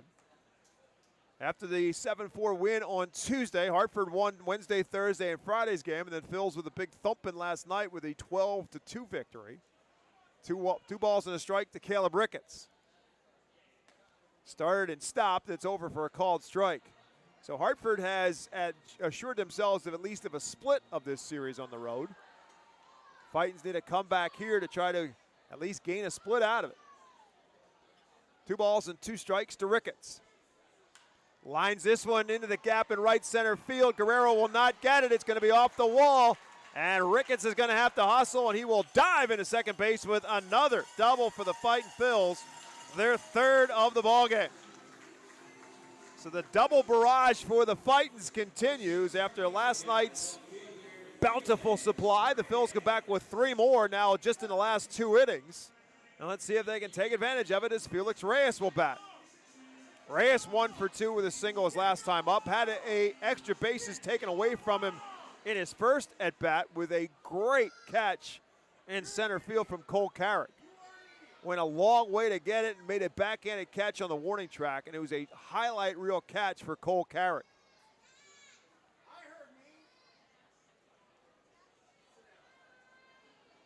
First pitch to Reyes. Lifts it straight up, shallow right field. Actually deeper than I thought, but Guerrero is there, and he'll make the catch. And he'll show off his arm, but Ricketts not going anywhere for out number 2 on the fly ball to right field off the bat of Felix Reyes. That'll bring up Seth Beer. Beer walked and popped up in 2 plate appearances. Was up with the bases loaded his last time up. Hit a shallow fly ball that was caught by Braden Ward in left field.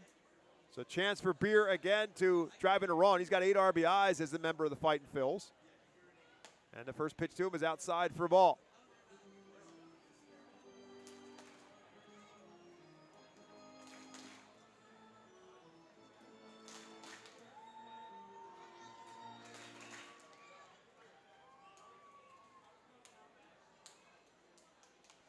Fist this one foul. It's 1 ball and 1 strike.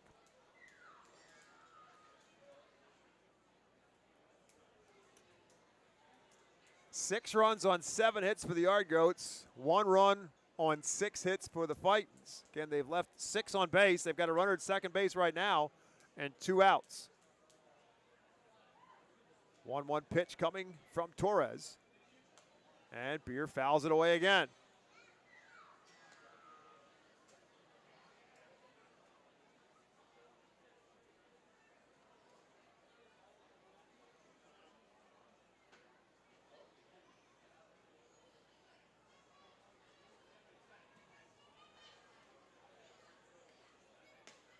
One-two pitch, just a bit high. Torres and Betancourt both thought it was strike 3. like it was at the top of the zone. So it's 2 balls and 2 strikes now to Seth Beer.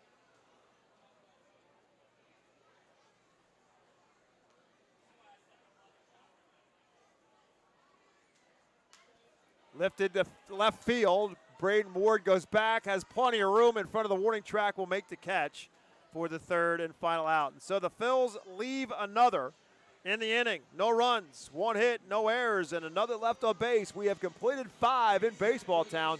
It is 6-1. Yard Goats on top.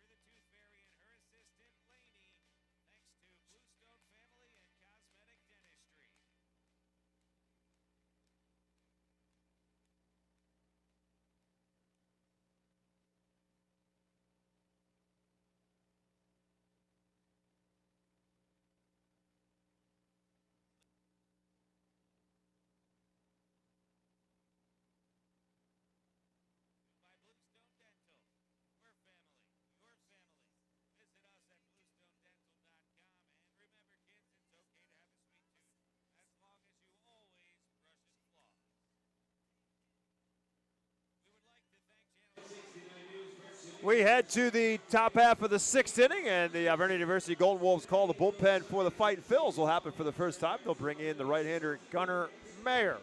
Gunnar Mayer in 20th appearance, 2-3, 1 save, 5.11 ERA, 24 2/3 innings pitched, 27 strikeouts, 19 walks.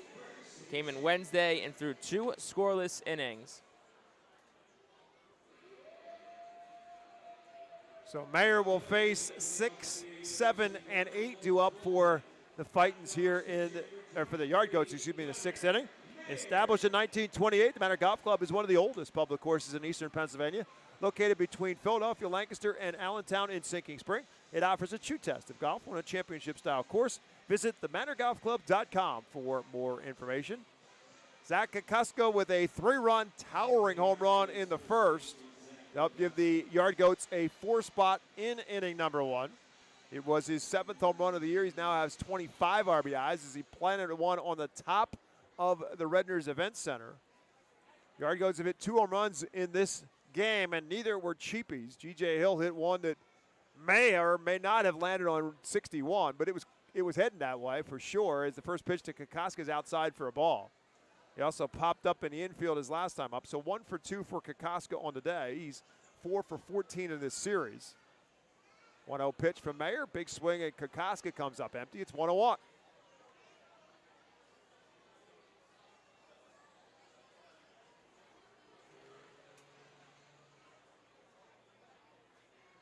That's way inside. It's 2-1.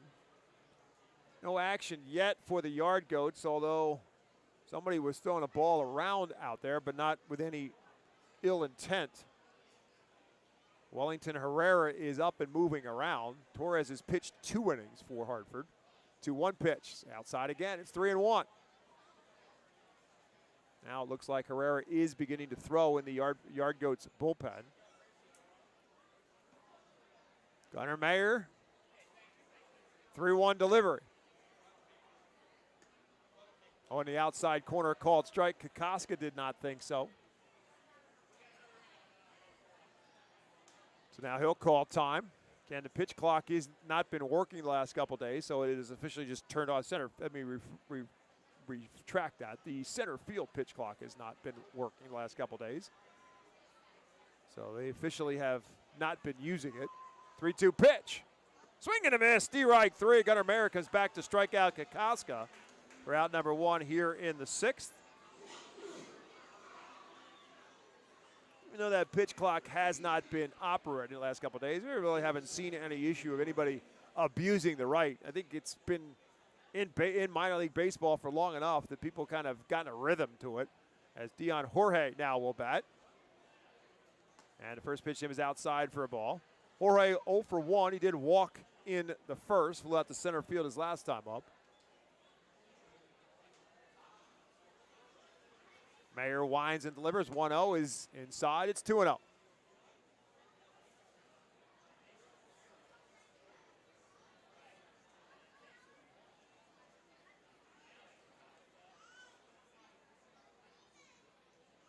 G.J. Hill in the on-deck circle for the Yard Goats. 2-0 pitch.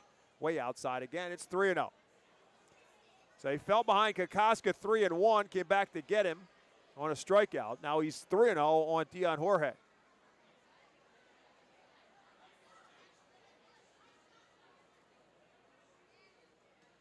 And it's ball 4. So 4 pitches that weren't really all that close to Dion Jorge. He walks for the second time in the ball game.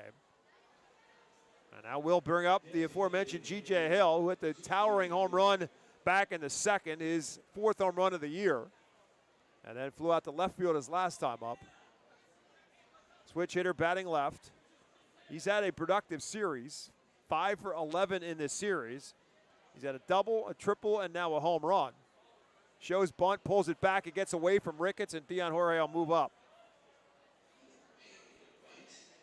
So 5 straight out of the strike zone now from Gunnar Mayer. And a runner at second base and a 1-0 count on G.J. Hill. And now Caleb Ricketts is going to come out and talk to his pitcher. He's made that trek out there more than a couple of times today. Trying to settle down his young pitcher and having some conversations with Jimenez. And now out with a conversation with Gunnar Mayer as well. And actually goes down as a pass ball against Caleb Ricketts. So pitch was down, but did get a piece of Ricketts' mitt, so goes down as a pass ball. So Jorge, the runner at second base, 1 out. And 1 ball and no strikes to G.J. Hill.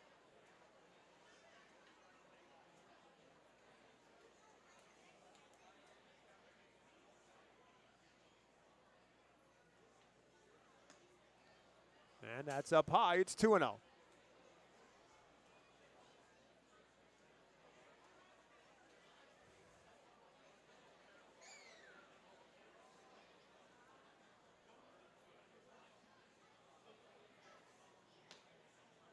That's there for a called strike. 2 balls and 1 strike.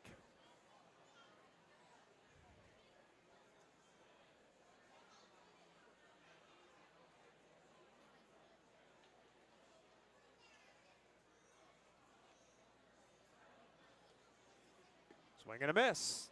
2-2. Good changeup there for Gunnar Mayer. Had Hill way out in front of it. So Hill had a penchant for strikeouts coming into this series, and he's been productive and has only struck out once so far in the series, and that was last night. He's 2 balls and 2 strikes here.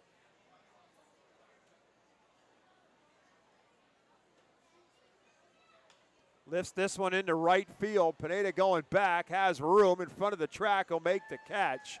Jorge will tag, and he'll move up to third base. He's there now with 2 outs. And I'll bring up Nick Kent. Kent flew out to right, struck out in 2 plate appearances. 4 for 13 in the series.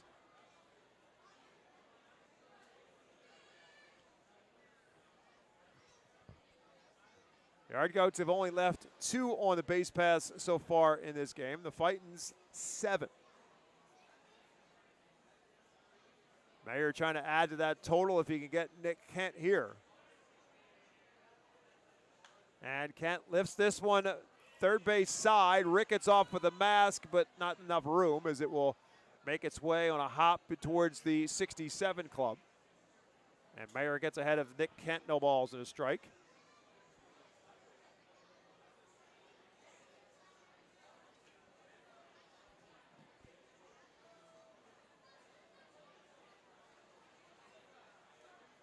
Dion Jorge, the runner at third base, 2 outs. Top half of the 6th. Swing and a miss. Good changeup again by Mayer. He threw a really good one to G.J. Hill to get strike 2, and he does the same here to Nick Kent. He's ahead of him, no balls and 2 strikes.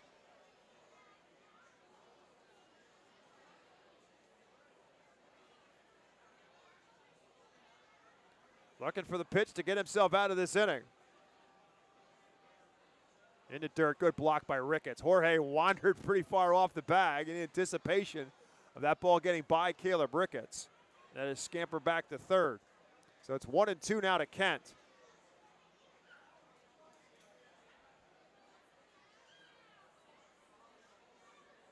Top of the order, and Cole Carrig in the on-deck circle for the Yard Goats, if Kent can reach. Mayer's 1-2 pitch. Down to third base, hit the runner, it hit Dion Jorge. The question is whether he was in foul territory or not, and he was. If he's in fair territory, he's out, and the inning is over. Some of his teammates in the dugout getting on Dion Jorge to say, get out of the way, dude. And you're always taught as a runner, he did the right thing. On third, you take your secondary lead in foul territory for that exact reason. Exactly right, because if he's in fair territory, the inning's over. So it stays 1 ball and 2 strikes to Nick Kent. Popped up, second behind second base. Robert Moore standing right there, and he'll make the catch for the third and final out. So it turns out to be no more damage for Hartford. No runs, no hits, no errors. They do leave 1 on base. We'll head to the bottom of the 6th. It's 6-1 Hartford.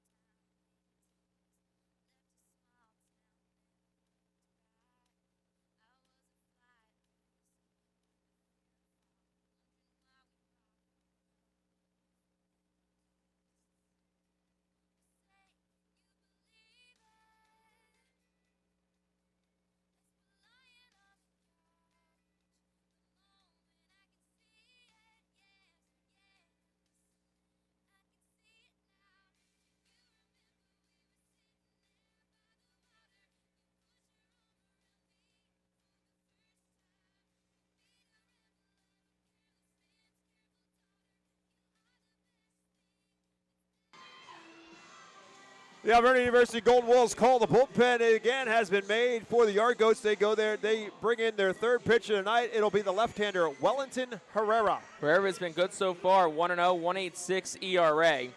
9 hits over 9 2/3 innings pitched. No home runs allowed. He's walked just 4. 17 strikeouts. He's striking out almost 2 guys an inning. And opponents hitting .231 against Wellington Herrera this season. Herrera pitched in game 2 of this series, just pitched just a third of an inning and got the strikeout. So that's his lone work of the series. He will come in here after Connor Stein goes 3, Carlos Torres goes 2. And so here we are in the bottom of the 6th with Leandro Pineda leading it off. Pineda doubled and scored the Phil's run back in the 4th inning, also struck out in his 2 plate appearances. And the first pitch to him is inside for a ball.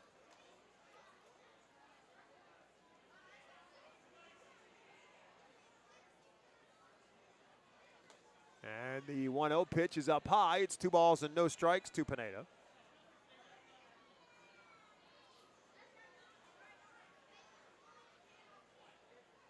And a big swing there, comes up empty. It's 2-1. Pineda's had a good series. He's 6 for 19 in the series. 3 doubles, a home run, and 3 RBIs in total. 2-1 pitch. Way outside. It's 3-1. So right now, that batting average on the FirstEnergy scoreboard sits at 200. And he's been battling to get that thing back up consistently over the 200 mark. Obviously, he'd like to be a lot higher than that. But 2025 has been a battle for Leandro Pineda. 3-1 pitch to him. Fist this one behind second base, and Nick Kent will be there. Got it well in on the fist. A little looper that Kent grabs for out number 1. That'll bring up Robert Moore. Moore's been on base twice in this ballgame. He's walked and doubled. 5 for 15 in this series with 3 doubles. Now he's also driven in 4.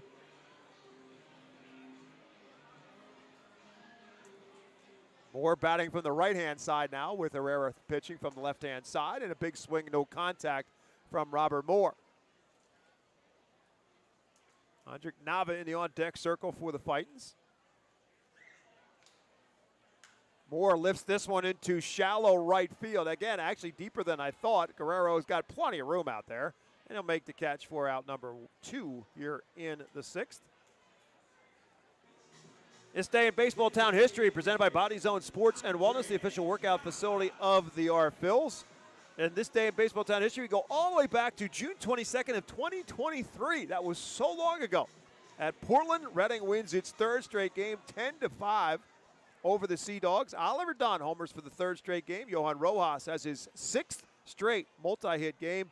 And Carlos De La Cruz reaches base for the 36th straight game in the win. 3 very familiar names in baseball town history over the course of the last couple of years. Oliver Dunn, Carlos De La Cruz, and Johan Rojas. Andrik Nava takes one for a ball and then fouls one out of play. Nava 0 for 1 on the day, and a sacrifice fly drove in the Phils run back in the 4th. Hit it a long way, all the way to the fence to get Juan Guerrero to make the catch. It allowed Pineda to score easily from third base. It's 1 ball and 2 strikes to him here with 2 outs in the inning, and that pitch is outside. It's 2-2. Nava serving as the designated hitter for the Fightin' Phils today. 2-2 pitch to him is way outside, all the way to the backstop.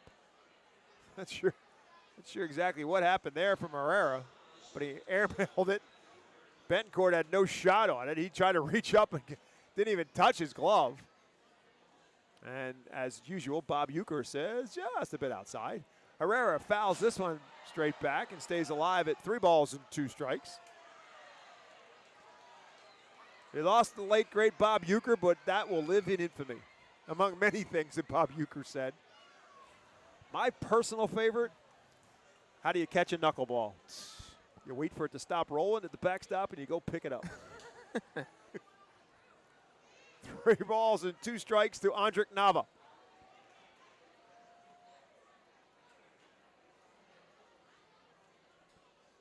Swing and a miss, strike 3. Nava goes down swinging, and the Phils retired in order in the 6th. No runs, no hits, no errors, and nobody left.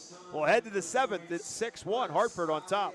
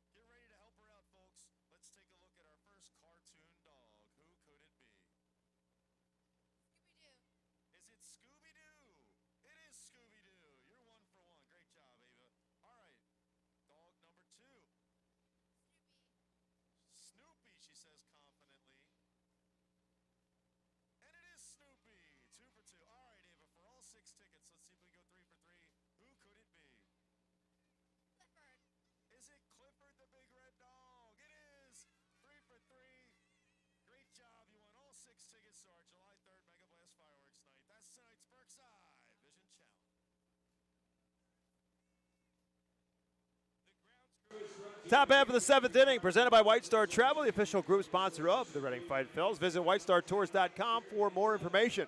Gunnar Mayer back out to pitch the 7th after working his way through a little bit of trouble in the 6th. Really only the walk that ultimately ended up on third base. So Mayer back out for the 7th. He'll face the top of the order for the Yard Goats here in inning number 7. And 6 runs on 7 hits, no errors for Hartford. 1 run on 6 hits, no errors for the Phils.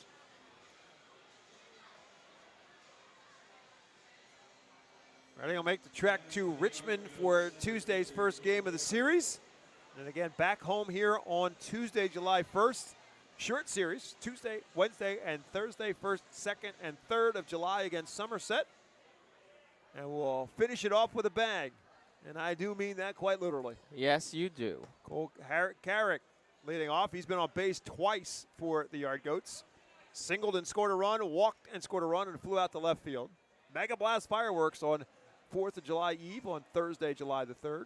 1-0 pitch to Carrick. Big swing comes up, no contact. It's 1-1. Carrick 5 for 20 in this series, but he has done some damage.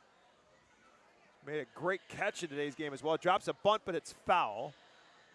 So it's 1-2. Carrick, the number 2 prospect in the Hartford, or the Colorado Rockies system. And we've seen some of the things that make him so good. We've seen the arm. We've seen him go get the ball in center field. We've certainly seen the wheels. We've also seen the power, too, because he does have a home run in this series as well. So very much of a multi-tool player in the Rocky system. 1 ball and 2 strikes to him as he lifts this one into left center field. Reyes over, Fergus over. Fergus will call for it. The center fielder will make the catch for out number 1. I'll bring up Braden Ward. Ward 0 for 3 on the day. 4 for 17 in the series.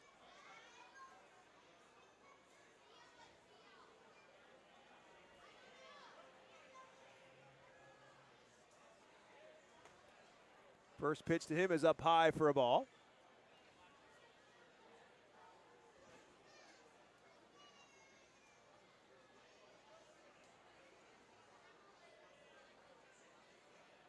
This one popped up down the third base line. Ricketts and Bonellos will give it a chase, but it'll find its way into the 67 club. So it's 1-1 now to Braden Ward. Game time temperature today was a crisp 87 degrees. It's a warm one today. 1 ball and 1 strike. This one fouled straight back. And the appropriate giveaway item for the kids, a sleeveless Hot Dogs jersey. See a few of them wandering around the ballpark. It's a perfect day for it. How about tonight, Game 7 of the NBA Finals? That's true. Yeah. Basketball jersey. True, correct. That's right. I didn't put the correlation together, but now it makes perfect sense. That's true. Pacers and Thunder tonight, Game 7. 1 ball and 2 strikes to Braden Ward. That's low for a ball. It's 2-2. Shouldn't be playing the NBA Finals when it's 87 degrees out. Well, I have good news for you. Yeah? The game is played indoors. That's true. We probably have the air conditioning on. I hope so. 2-2 pitch and a swing and a miss. Braden Ward goes down swinging. Second strikeout for Gunnar Mayer. 2 outs here in the 7th. Now bring up Kyle Karros. Karros has been on base twice in this ballgame. That's nothing new. Again, 31 straight now for Kyle Karros on base. Walked and scored, singled, and flew out to right field in his 3 plate appearances. First pitch to him is outside for a ball. Mentioned that Cole Carrick is the number 2 prospect. Karros just the number 18 prospect in the Rockies organization. I got to think that's got to change by the time this year is over with.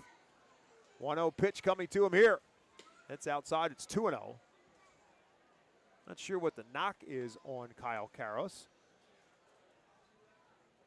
Certainly he's shown he can hit. Hitting at .321 when his game began, and he's 1 for 2 today. 2-0 pitch. It's inside. It's 3-0.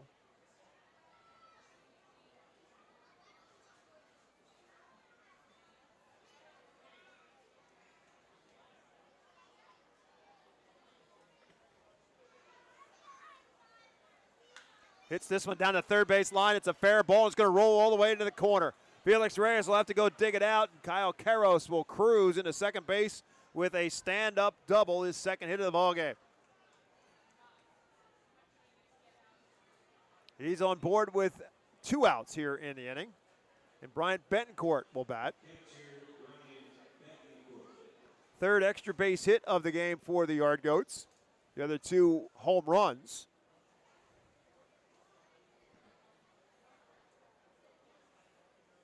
Betancourt with a couple hits in the game as well. He's 2 for 3 with an RBI. 5 for 14 now in the series. Mayer takes a look back at second. And a second look and delivers the pitch. Betancourt fouls it straight back.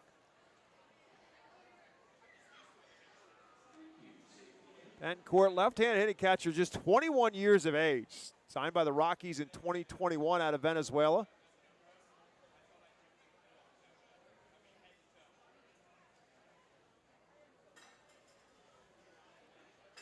0-1 pitch to him. Swing and a miss. It's no balls and 2 strikes. Bencourt's looked pretty solid behind the plate. Very athletic catcher behind the plate. And obviously the Rockies want to see the bat come alive a little bit more. Hitting at 209 as he stands in right now with his 2 hits today. No balls and 2 strikes to him.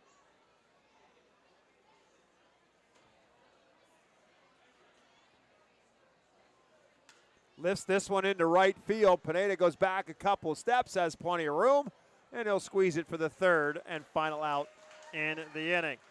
For Hartford in the 7th, no runs, 1 hit, no errors, and 1 man left on base. 7th inning stretch in baseball town. It's 6-1, Hartford on top.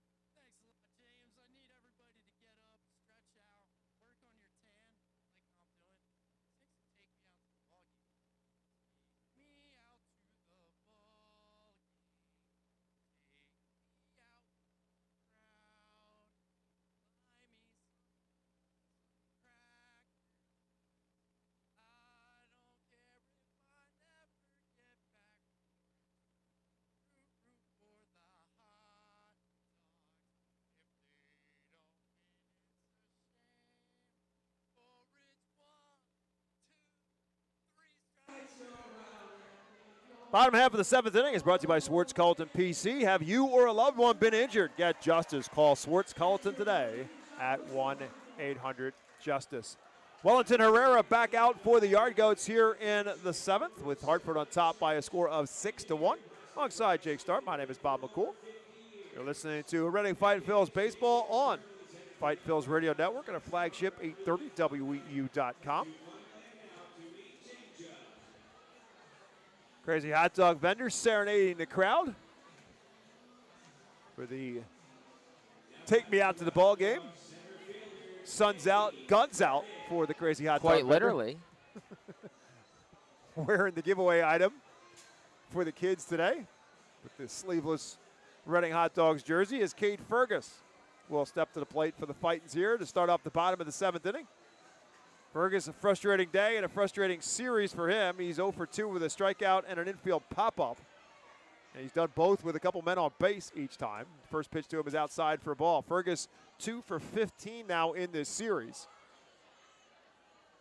Did have a double in last night's game, but then again, who didn't? First pitch as the 1-0 pitch is over for a called strike. It's 1-1. Was it 9 doubles last night? It was 8 doubles, and it was 10 extra base hits. 10 extra base hits because of Reyes' home run. That's what it was. Swing and a miss here for Fergus. It's 1-2. The 8 doubles was most in a game since June 29, 2018, and just the 4th time they've had 8 or more doubles in a game since 2005. And also Reading's last game of 10 or more extra base hits was 2016. That would have been July the 8th. That was, of course, that Cousins, Hoskins group that hit plenty of those. Cade Fergus goes down swinging. And the second strikeout for Herrera since coming in the 6th inning. 1 down here in the 7th. That'll bring up the top of the order in Carson DiMartini. DiMartini 0 for 1 on the day. Walked a couple times and then out on a comebacker to the mound his last time up. DiMartini just 3 for 21 in this series.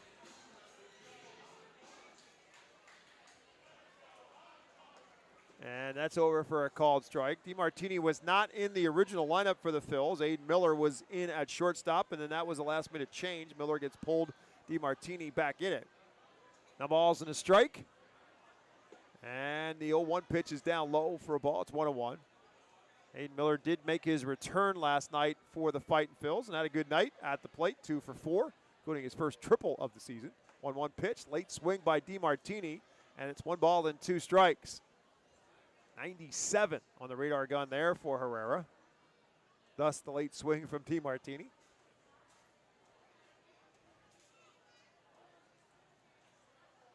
Now time called by Carson at the plate. Bottom half of the 7th inning, Fightins need some of those doubles they had last night. They have 3 of them again today. 1-2 pitch, swing, and a foul tip that's held onto by Bencourt. Back-to-back strikeouts here for Herrera to start the 7th. Now bring up Alex Pinellas. Pinellas 1 for 3 on the day. He's got 8 hits in the series, 8 for 23. He's had 2 doubles, he's had 2 home runs, and 4 more RBIs in the series.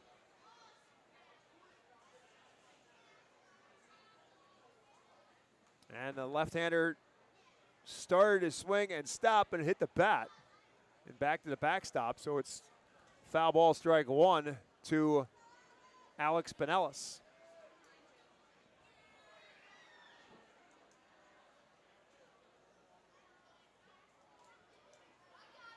A 1 pitch is fisted foul again. It's no balls and 2 strikes.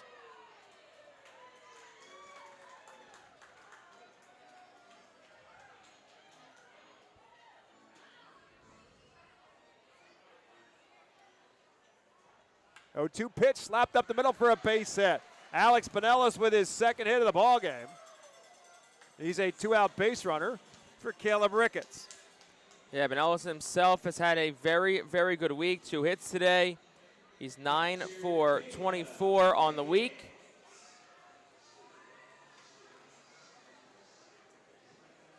So Ricketts 2 for 3 on the day with a single and a double.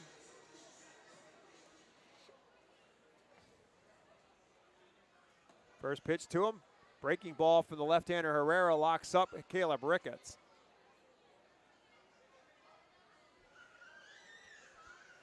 It's like Travis Kuhn is up in the Phillies bullpen. Swinging a foul tip here by Ricketts, and it's no balls and 2 strikes. Yeah, Kuhn looking to get some work. Has not pitched since Thursday night, so want to get him at least an inning, perhaps 2. 0-2 pitch. On the outside corner, called 3rd strike, and that'll do it as Herrera ends up striking out the side here in the 7th. 4 strikeout for him. And for the Phils in the 7th, no runs, 1 hit, no errors, and 1 man left. 7 complete, 6-1 Hartford.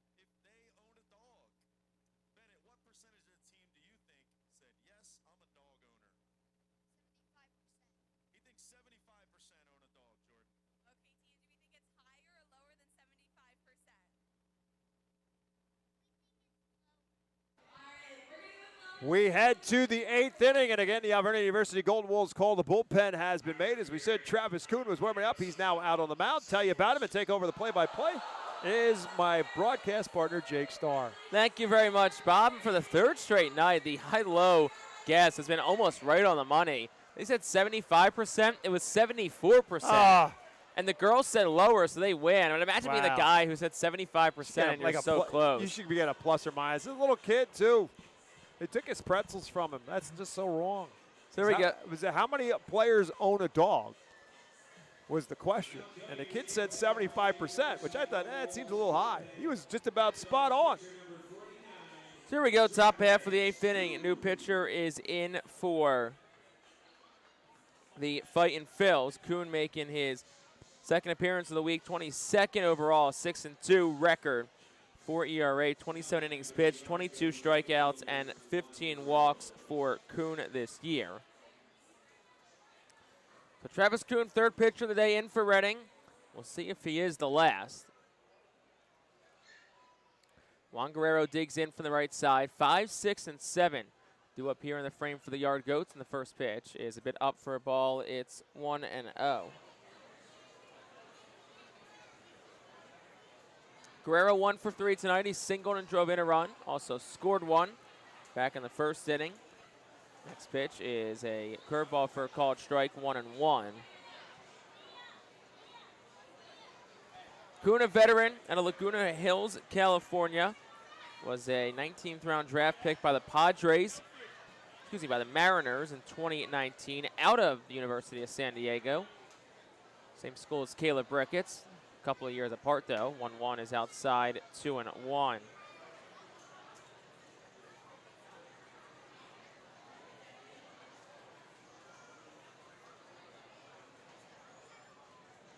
Next pitch is up for a ball. 3 balls and 1 strike now. The count to Juan Guerrero.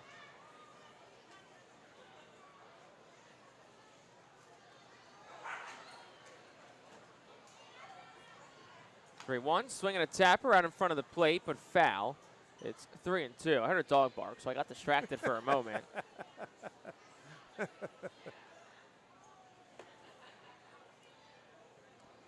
full count, no outs here to Guerrero. Infield back against the righty bat. Robert Moore, the second baseman, plays shaded towards the middle. And the next pitch outside, ball 4. So first batter that Travis Kuhn faces, he issues a walk to Juan Guerrero, the 5th walk overall issued by Reading pitching tonight. And that'll bring Zach Kokoska to the plate for the Yard Goats. 2 solid innings for Gunnar Mayer, 1 hit, no runs, a walk, and 2 strikeouts. So Kokoska will dig in from the left side here. First pitch to him is swung on and grounded foul towards the Phillies dugout on the first base side. It's 0-1. Well, one thing I'll say, win or lose this ball game, the minute this game is over, the Fightin' Phillies record, 0-0 again. Start anew. If records hold, Reading will finish the first half at 25-42. The 0-1 is swung on and fouled straight back. And look, it's a group that'll tell you, and I think they're right, that they're better than their record has shown. They were, I think, just a handful of games that kind of got away from the Phillies late. And you know, I think that it's a group that has a lot of guys who have improved a lot since the start of the year. So look, we'll see what happens. They go to Richmond on Tuesday, the first series of the second half, and look, we'll see if when the Phillies come home, maybe they got some momentum under themselves. Though 2 misses up, it's 1-2, but that's kind of the beauty of this post-COVID world of minor league baseball, is if you have a tough first half, you have a chance to start things fresh halfway through the season, and that's what we'll get to do here in just about an hour from now. Next pitch is down, 2-2. Yeah, and I really do like the split season in minor league baseball. Because rosters change so much. Absolutely. The team that you'll see in September, on even in August for that matter, is far from the team that you're going to see in April. 2-2 the count here to Kokoska, the pitch. Swinging a tapper towards second. Moore backs up. Fields goes a short for 1. DeMartini's relay to first is late. But they will get 1 out. 4-6 to fielder's choice. Guerrero, the lead runner, out at second. Kokoska aboard at first. There's Dion Hardy. But I'll ask you, would you rather win the first half or the second half? And think about this for a second, because I think the obvious answer is the second half. But you win the first half, that pressure immediately is off of you, and I feel like you play just so much looser as a team. Right. Knowing, hey, we're going to the playoffs. You're not taking plays off or taking days off or stuff like that. But that pressure, if you're Binghamton and you're Erie right now, you know you're in. Right. But the problem is the team that you won the first half with is probably not going to be there in September when you're in the playoffs. One hopper right by Robert Moore in the right center field base hit. Turning second towards third is Kokoska. Fergus is throwing a hop, is a bit late. So it'll be a 1-out single for Dion Jorge. And put men on the corners here. Yeah, I think the answer is obviously second half. There's just, I wanted to throw that counterpoint out there. No, you're right. I mean, you're right. It's great to win the first half, and then no matter what happens in the second half, you know you're in the playoffs. But you're going to go to war with a team that probably wasn't good enough to win it, and therefore you're in it. I think when you do have that situation, it's kind of interesting to me that if you win the second half as well, then the team that finishes second gets the bid. Which that's the best case scenario. You win the first half, you're so good you win the second half. Right. So you have that momentum going into the playoffs. Sure. Then you've maintained your strengths throughout the entire season. Here's G.J. Hill, 1 for 3 today. First pitch of ball, it's 1-0. And I'd love to look, and maybe, I don't know, at some point this week, maybe I'll take an hour or so and do this, but of all the Eastern League champions over the last handful of years, how many of them won the first half versus the second half? And, you know, statistically speaking, is there an advantage? The 1-0 misses up, it's 2-0. Because it feels like the team that wins the second half, I mean, you're hot going into the playoffs. Sure. That's the big thing. 2-0, swung on, ground ball foul, first base side. 2 balls, 1 strike here to G.J. Hill. Right, and in addition to which, again, it depends on what the major league team situation is in September. But odds are if you have a team that's in the chase for the second half, they're going to let that team stay together and not make any call-ups from that team. So they're going to let them stay together and have a chance to see what they can do in the playoffs. 2-1 is swung on, ground ball foul, 2-2. And look, I know there's all the conversation about how important is winning in minor league baseball. And look, I know I'm not the oldest person in the world, but I like to think I have an older school mentality. I think winning is very important in minor league baseball 100%. because you're developing, but I think as players, it's important to learn how to win. And if you can have a core of guys, especially look at Hartford, for example, right? You have the Rockies who a lot of the guys there probably won't be there in the next couple of years. So these guys in the minors learning how to win together, so when they get to the big leagues, hopefully together, pitch up for a ball 3-2, that they already have that experience of, hey, we've played in high-pressure games. We've won a championship. We've been to the playoffs. We've won a lot of games. Like, I think that experience is also really important. Full count, 1 out here to G.J. Hill. Pitch home, swung on, ground ball foul, right field line. I agree with you 100%. I mean, I think it's vastly important to win at the level. It's not the main priority. The main priority is development and getting guys to move up. But you also want to have your guys to have success. And we've asked that question with Al Padrique. Like, how do you weigh that in terms of development versus success? And his answer is, I think, the right answer and a good answer, which is that, look, if you're having success, it means you're doing the things the right way and you will develop and you will move on. 3-2 pitch home is swung on a line drive foul, right field line. Blanked off a couple of seats and shoots back in the right field. So unfortunately for Leandro Pineda, he's got to go track that down. Yeah, that was 1 of 5 off the bat. That was ripped by G.J. Hill, and he's hit the ball hard in this series. But we talked about that at the very beginning of this season with Aiden Miller. I mean, look, he's one of the prize jewels of the farm system. There's no question about that. Nobody's going to deny that. But you don't want him around a team that's trudging through the season and him feeling that way. You want him to experience success not only as an individual player, but experience success as a player. 3-2 misses up ball 4. So second walk of the inning issued by Kuhn. That'll load the bases and bring up Nick Kent, who's 0 for 3 tonight, the 9-hitter.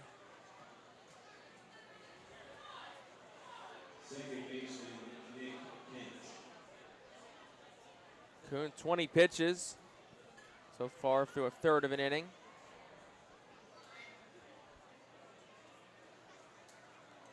Bases loaded, corners, Beers up, Pinellas back at third. Middle plays back to try and turn 2. Here's the pitch.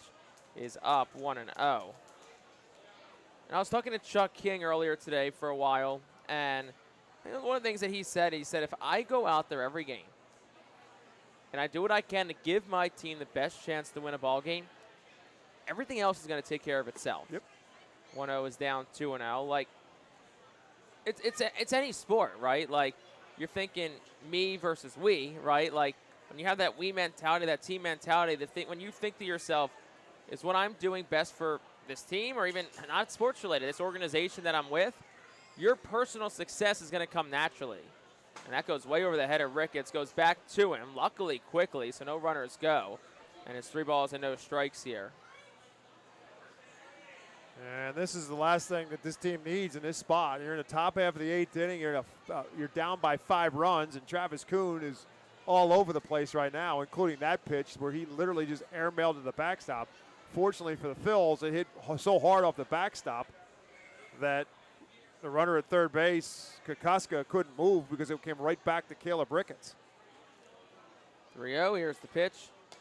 Up and in, ball 4. So Kuhn walks in a run, third walk of the inning. Kokoska scores. Kent's aboard for the first time today. Gets his 19th RBI. And now Andrew Walling will start throwing in the Phil's bullpen as it's a 7-1 ball game. Brad Bergeson will come out, pitching coach for the Phils. It's a very, very frustrating situation. I'm sure both Brad Bergeson, Al Padrique, both thinking the same thing. Look, Travis Kuhn is not a rookie. Travis Kuhn is a guy who's been around the game. And again, he knows the situation here, but you've got to throw strikes.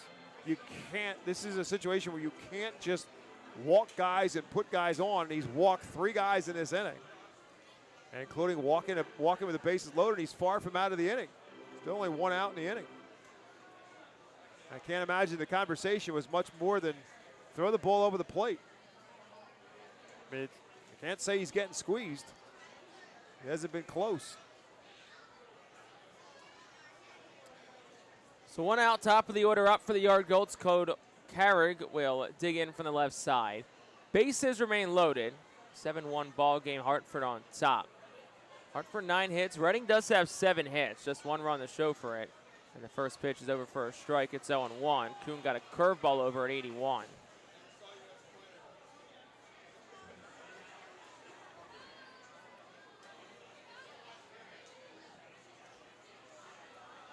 Here's the pitch, and that's outside. 1 ball, 1 strike.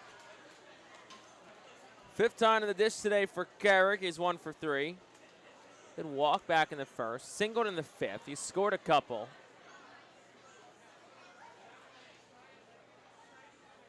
One is down and in. 2 balls and 1 strike.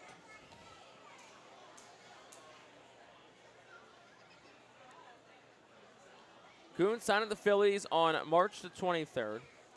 Was released by the Mariners pretty much at the end of spring training. Quickly inked a deal with the Phils. 2-1 is swung on, ground ball foul. Right field line, it's 2-2.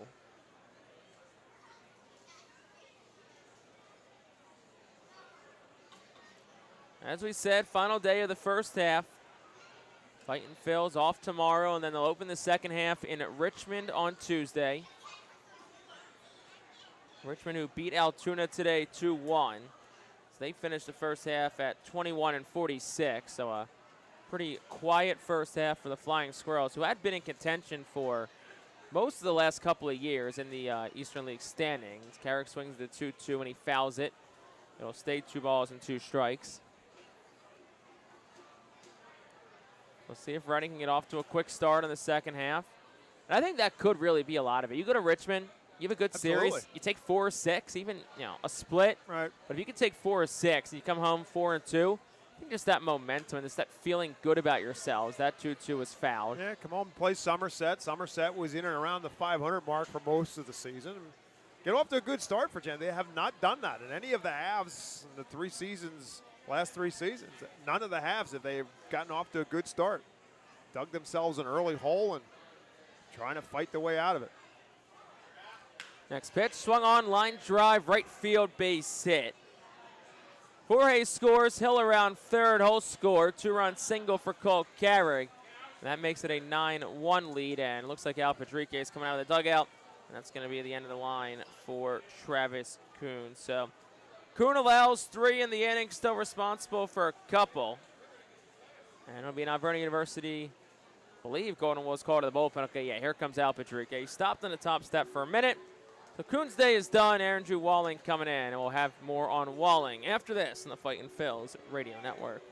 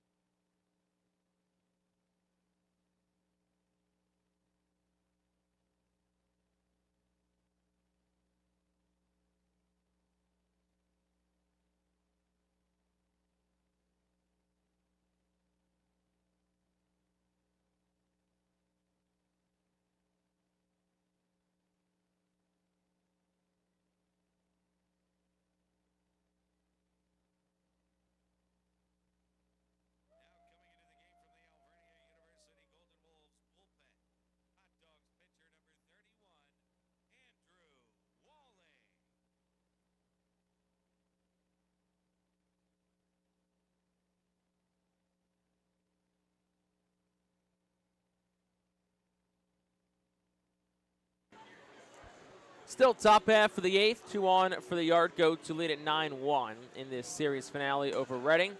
And new pitcher in for the Phils. It's the lone lefty on the Phils staff and Andrew Walling. It's been a rough go for Walling. He's making his 15th appearance. He's 0-3 with an 8.16 earned run average. 14 1/3 innings pitched. He's given up 14 hits and 13 earned runs, 17 strikeouts, 9 walks. So Kuhn goes just a third of an inning, allows a pair of base hits, currently responsible for 3 runs, walked 3, no strikeouts. And Walling will inherit runners on first and second from Andrew Walling, and Braden Ward will be the first that the lefty Walling will face.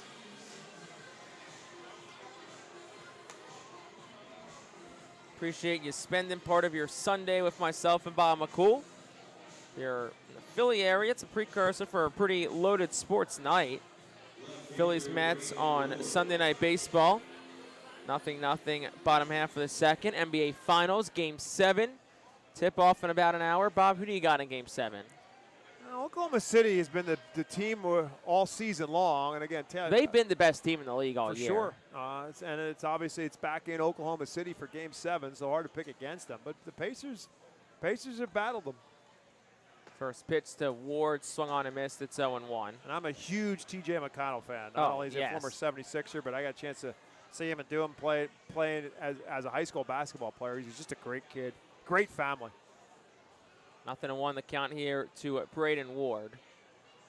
And the pitch is swung on, hit in the air towards center. Fergus doesn't really have to move.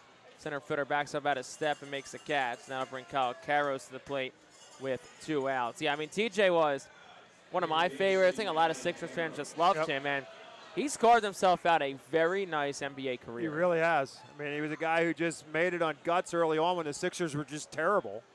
He was part of, with the whole part of the process stuff, but he got a spot, he got a shot, and he's made the most of it. His dad was his coach in high school. His mom, Susie McConnell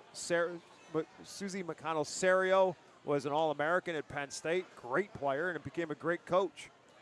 First pitch to Kyle Karros. He'll take it up and in 1-0.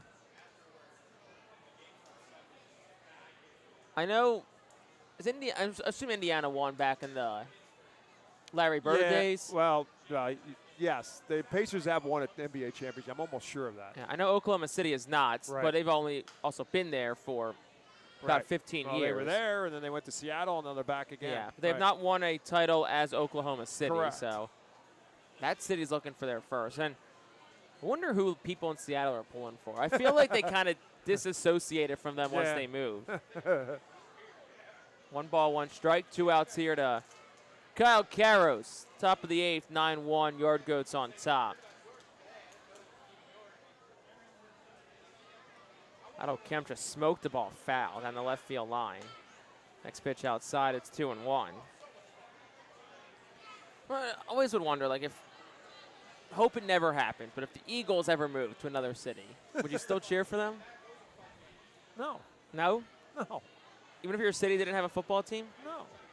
It's not your team. They left. 2-1, swung on, foul, 2-2. Would you? I don't think so. You cheering for the guys, or you cheering for the uniform? That's the thing. Like, if it's still, like, the core of guys that you love, like, I just could never imagine that. I don't think you have to worry about that, Jay. Fans in L.A., St. Louis, Oakland, like, losing your team, it's got to be heartbreaking. Yeah, it is. 2-2. Inside, 3-2 to Kyle Karros. So, full count, 2 outs. Runners on first and second will be off and moving on the pitch. Yard Goats 3 runs here in the inning. Andrew Walling trying to keep it at that, running down by 8 in the 8th. 3-2, runners go. Karros swings, fouls it off himself in the right hand of the batter's box. Karros, son of former Los Angeles Dodger Eric Karros. His brother Jared's in the Dodger system. Karros, who wears the number 2, in honor of Dodgers Hall of Fame manager Tommy Lasorda. Is that right? Who actually is the godfather of Kyle Karros. Yeah, how about that? Full count, 2 outs, 2 Caros. Runners will be off and going. Payoff pitch. Outside, ball 4.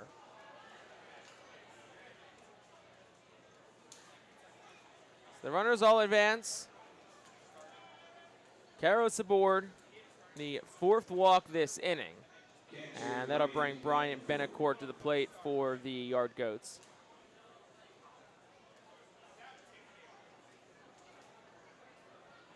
Benacourt, 2 for 4 in tonight's ball game. Couple of singles sandwiched between a fly out and a pop out.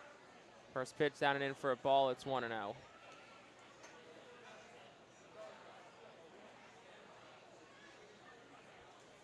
The Road to College baseball today. LSU beat Coastal Carolina to capture the College World Series title. LSU did not lose a single game throughout the whole tournament. 1-0 swing and a miss. It's 1-1. Second title in 3 years for the Tigers. Hey, Paul Skeens on the last one, correct? Paul Skeens, Dylan Cruz. Right. 2 guys who are both playing in the big leagues now. Skeens for the Pirates, Cruz for Washington. 1-1s in tight to the lefty Benacourt, 2-1. And you do see a lot of those college guys, especially from those big-time programs, they'll climb quickly. Yeah. When you look at Carson DiMartini, same thing. Yep. Virginia Tech, he's in Double-A, less than 100 games into his pro career. 2-1, swung on, ground ball foul, first base line, it's 2-2. Well, there's a maturity factor, obviously. You're playing, most cases, 3 years of college baseball. Most guys are coming out after 3 years of college baseball, but they've played so many games in the bigger programs that they have as much experience in the cases, almost as much experience as the guys in the minor leagues. 2-2, couple of outs here to Bryant Benacourt. Bases loaded, the pitch. Swinging a ground ball towards first. Beer smothers it. He'll take it to the bag himself, and this 8th inning has come to a conclusion. 3 runs for the Yard Goats in the frame. They did it on 2 hits. No errors, and the bases are left loaded. We will head to the bottom half of the 8th inning. Fightin' Phillies trail it 9-1.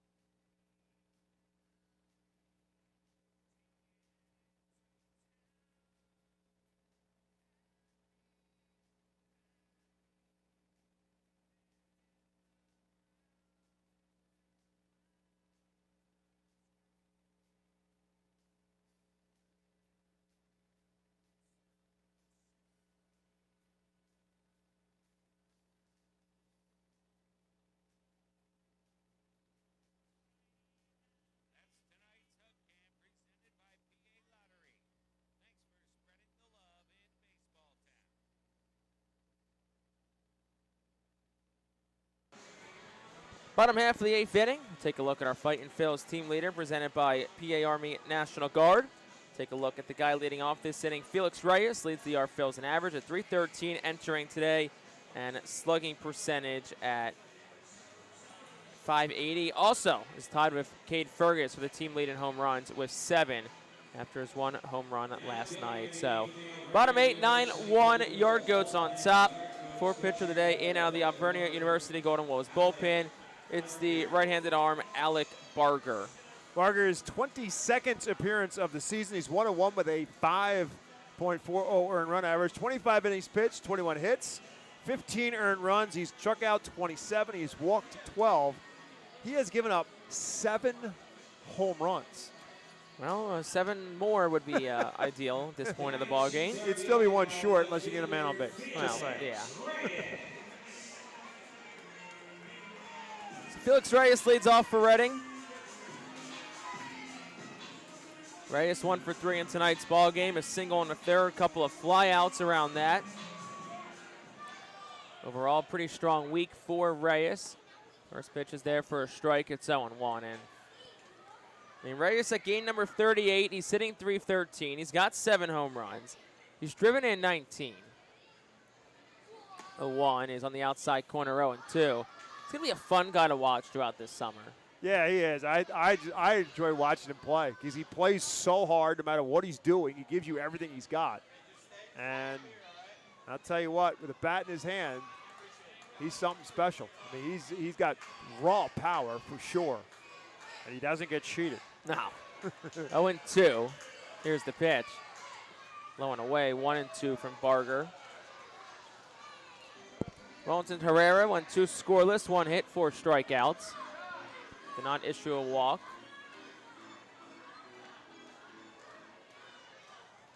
1-2. Reyes swing, a fly ball towards right. Drifting back is Guerrero, then in towards the line. The right fielder makes the catch. That's out number 1. That'll bring Seth Beer to the plate.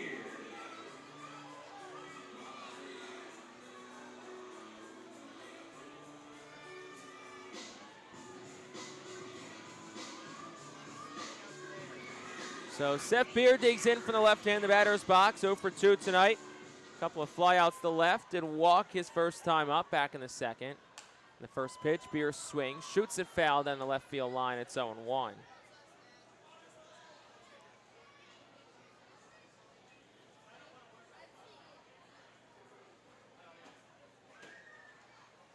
A 1 outside, 1-1. Beer, pair of home runs, 8 RBI. This is 27th game since joining the Fightin Phils. Veteran presence in this our Phils clubhouse. 1-1 is down and in, 2-1. Beer, one of a few former big leaguers on this our Phils roster.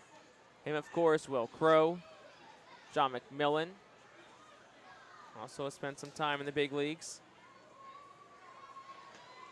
I'm sure it's always nice to kind of have guys with that experience, the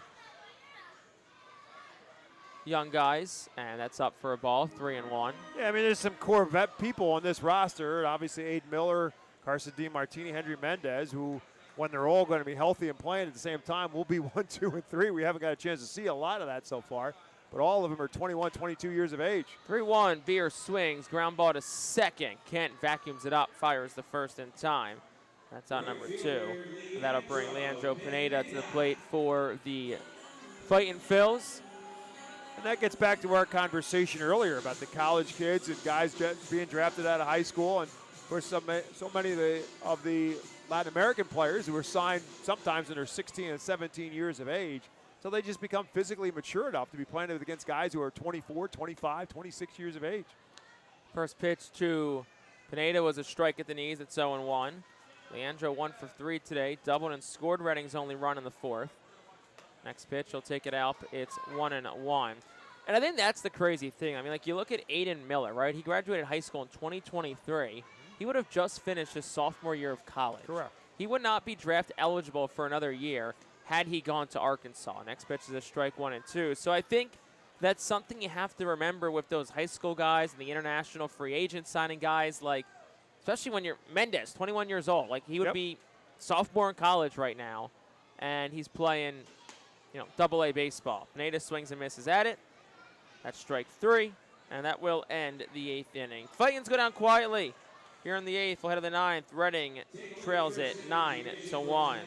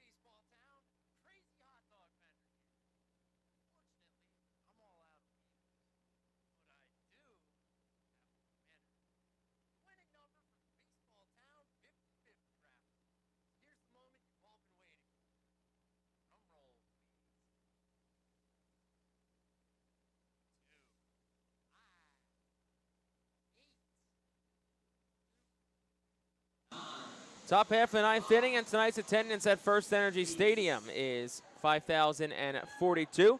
Thanks to our friends at PSECU for presenting tonight's attendance. PSECU is proud to be one of the largest credit unions in Pennsylvania. So top of the ninth inning, 9-1, Yard Goats on top of the Fightin Phillies as we head to the conclusion of this series, this 2-week homestand, and the first half of the 2025 season. Andrew Walling is back out for his first full inning of work after getting the final 2 outs in the bottom half of the 8th inning. We'll face Juan Guerrero, Zach Kokoska, Dion Jorge. 5, 6, 7 due up here for Hartford. So Walling looking for a clean inning here. First pitch is taken for a strike, 0-1 by Guerrero. 259 hitter is Guerrero. He's 1 for 3 tonight. Singled, drove in a run, and scored one in the first inning. 0-1. Swung on, ground ball, 2 operative short. DeMartini fields it, fires the first in time. Good play there by Carson DeMartini for out number 1. And that'll bring Zach Kokoska to the plate.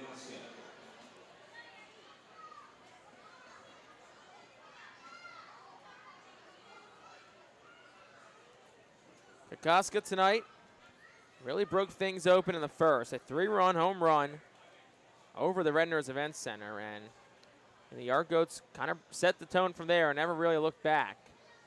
First pitch of Kokoska goes over his head. It was a slider that just got away arm side from Walling. It's 1-0. Slider that never slid. Was right at his head. Just never broke at all.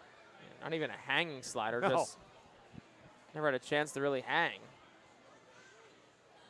1 ball, no strikes here to Kokoska. Walling fires. Swung on. Foul ball straight back. It's 1-1. In the home after the 9th, Fightin Phillies will have 7, 8, 9 due up. Robert Moore, Andrick Nava, Kate Fergus will be the 3 to the plate in the inning for the R Phils. 1-1, swing and a miss, 1-2. Fastball up at the letters. Looks like Hartford does have bullpen action. Looks like there's a lefty throwing for the Yard Goats as Kokoska calls time.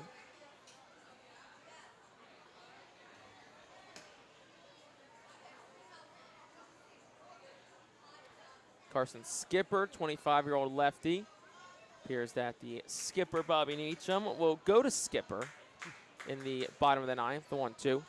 Low and away, 2-2.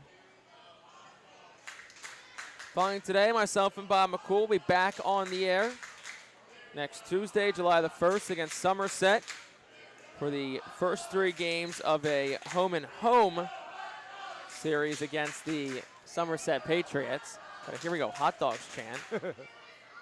Broken out here amongst the fans that are left in attendance. 2-2's up, 3-2.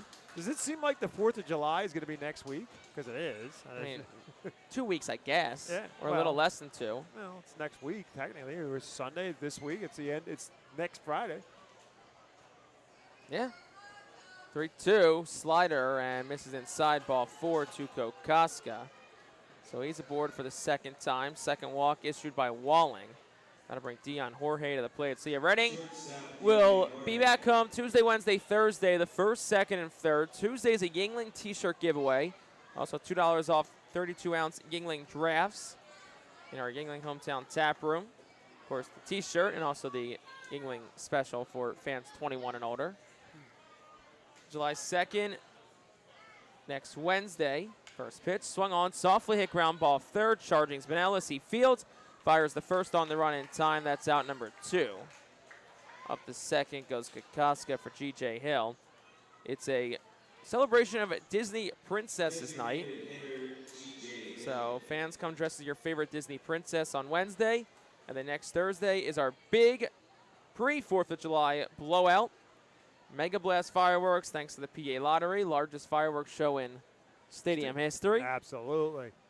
Stars and Stripes celebration. The R Phils actually wear their Stars and Stripes jerseys Tuesday, Wednesday, and Thursday next week. First pitch, a foul ball, 0-1 to G.J. Hill. The military tribute jerseys, also the hats that Reading is going to be wearing, and all the minor and major league teams are going to be wearing. They're pretty nice. Yeah? Powder blue. Ooh. A blue brim and a red, white, and blue feathered R on the front. They're in the team store, the Alarm Tech R Phil's team store. They're going to go fast, so make sure you get yourself one. I took a lap through that today. I did not see those. Now I got to take another lap. Well, they must have already. I hope they didn't go fast because I want one. 0-1. Swung on, softly hit ground ball third. Brunellis charges, gloves it, sets, fires, and Hill is retired. And that will retire the side here in the ninth. So in the inning, no runs, no hits. One man left on base. Right at the bottom half of the ninth inning. Bob, maybe we'll go and look for a hat. And the Fightin' Phils will see if they can look for a rally in the home half of the frame. They trail at 9-1 as we head to the final half inning tonight.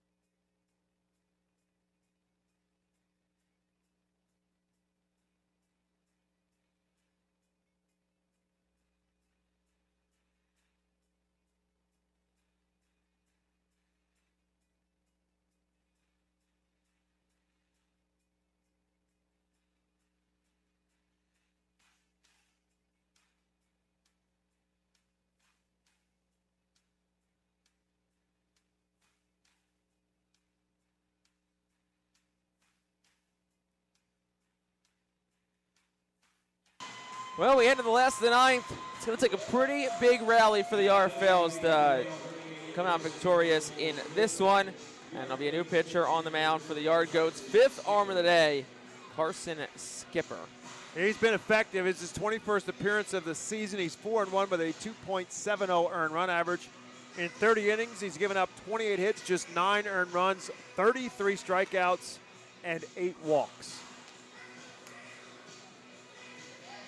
So Reading will send 7, 8, and 9 to the plate. Robert Moore, Andrik Nava, Cade Fergus. So I'll start with Nava and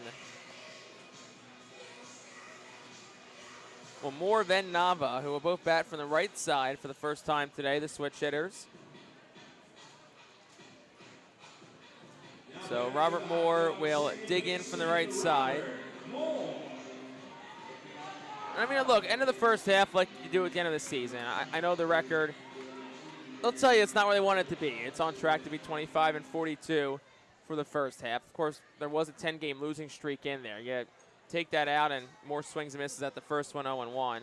You take that out, say you go 5-5 over that stretch, you're sitting at 30-36. It looks a lot different. I think that 10-game losing streak, I think, kind of alters the perception of thing. More hits one hard foul, left field line 0-2, 104 off the bat. I mean, you also, you look for positives too, right? I think Keaton Anthony, huge positive. And for sure. He was fun to watch. Of course, selfishly, you're a little upset to lose a guy like that. And unfortunately, he's on the 7-day IL. Hopefully it's a short-term thing, but 35-game on-base streak now. He's on a 10-game hitting streak since he's joined the Iron Pigs. We'll see what happens with Keaton Anthony. Maybe, not because I would hate it, he gets dangled in trade talks. More swings at the 0-2. Flare, high fly ball, right center. Guerrero tracks it down for the Cats. Out number 1. Maybe he helps the Phillies at some point, because at the end of the day, that's the goal of all of this, right? It's what can we do to help the Phillies win a World Series? Whether it's guys that are going to play for the Phillies or guys that are going to help the Phillies get guys that can help them win the World Series, right? 100%. I think Hendry Mendez is a huge bright spot. I think Aiden Miller, when healthy, is trending in the right direction. And hopefully he's back in the lineup soon. Nava swings and flies one out towards right. There's Guerrero out number 2. Hendry Mendez, huge bright spot. We'll kind of see how the rest of the season goes for him. I think Gene Cabrera, too, right? I think he's someone who he's still figuring things out, but he's been a guy. He's going out every 6 days for the Phils, and he's given 5-6 innings. And I think Chuck King, I think it's been a surprise of this first half. He's someone who maybe it was an up and down first half for him, but he's turned into a guy who's going to give you 5-6 innings a night, and most of the time is going to give you a chance to win. First pitch to Fergus, the ball 1-0. I could go on and on about different guys. Tommy McCullum has looked really good. Will Crow has been a great addition. Benellis has looked great. 1-0. Fergus swings, crushes one. Left center field. Carrick is back. It's one, hops the wall. Fergus heads towards second. Throw will get there a little bit late, so Fergus in with his first of the day, a double, his fifth. And Cade Fergus, a guy who we saw pop from 7 home runs, 12 total in the first half. He had the 5 with Lehigh Valley. If he can put together consistent stretch in the second half, I think he's another guy you kind of look for. Yeah, I think Felix Reyes, I think it's been a huge, plus as well. I think the key is 1, 2, and 3 in the order. I think if you can get Aiden Miller, Carson DiMartini, and Hendry Mendez playing every day. You got Felix Reyes 4. Yes, 1, 2, 3, and see them playing every day. Get them healthy. Make sure they're healthy and playing every day, and see what you got. Felix Reyes just gets you so much pop. And I love what Alex Benellis can bring to this team. You got to find a way to get Benellis in the lineup. 100%. Almost every day. Foul ball. It's 0-2. He carries himself like a guy who is way more experienced than he is. He's 25. He's 25, but he he's seems got like such a veteran. Yes, he seems like he's been somebody who's been around professional baseball for 7 or 8 years. He's a great guy too. Yeah. Great head on his shoulders. He's a great addition to this team. 0-2, and that's a called strike 3 on the outside corner. So DiMartini goes down on strikes. Fightin Phils, all in all, go down quietly here in the 9th, and that will put an end to this series. The Hartford Yard Goats end up winning on Sunday and taking 4 of 6 games from the Fightin Phils this week. But I will say, a couple of exciting moments this week. Baseball is a sport, and look, we got a whole other half of the season to go. It isn't the end of the year, but baseball is a sport where you never know what you're going to see at the ballpark every day. And today, it's one that you're going to flush quickly and forget, right? But I think that we saw a cycle on Friday. We saw a really, really fun night last night. So yeah, it was. There were a lot of good moments in this first half that you kind of hope this team looks back and says, hey, we're better than our record showed. We had some good moments in the first half. Let's walk into that clubhouse. I'm sure the message from the skipper is going to be, hey, guys, new season. Yep. We're 0-0. Forget everything that just happened, except for the good things. Carry those forward. Let's go to Richmond and see what we can do. Exactly right. That's going to be the message when it's all said and done. First half of the season's over with. You start new. Let's start out with a flurry. That's all you can do. The Fightin Phils go down quietly in the 9th. 9-1's our final score tonight. We'll step aside. Bob McCool's got your postgame show coming up after this.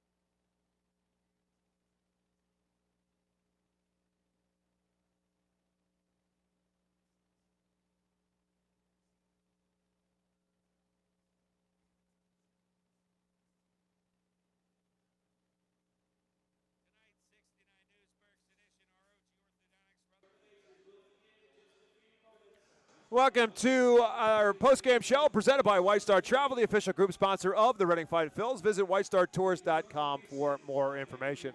Well, after a flurry of hits last night, the Reading Fightin Phils are on the receiving end of it tonight as the Hartford Yard Goats take care of business, and they finish off this series taking 4 out of 6, and they do it with authority today in a 9-1 victory for Hartford, and these Yard Goats end up taking 4 out of 6 in this series as the first half of the season comes to an end.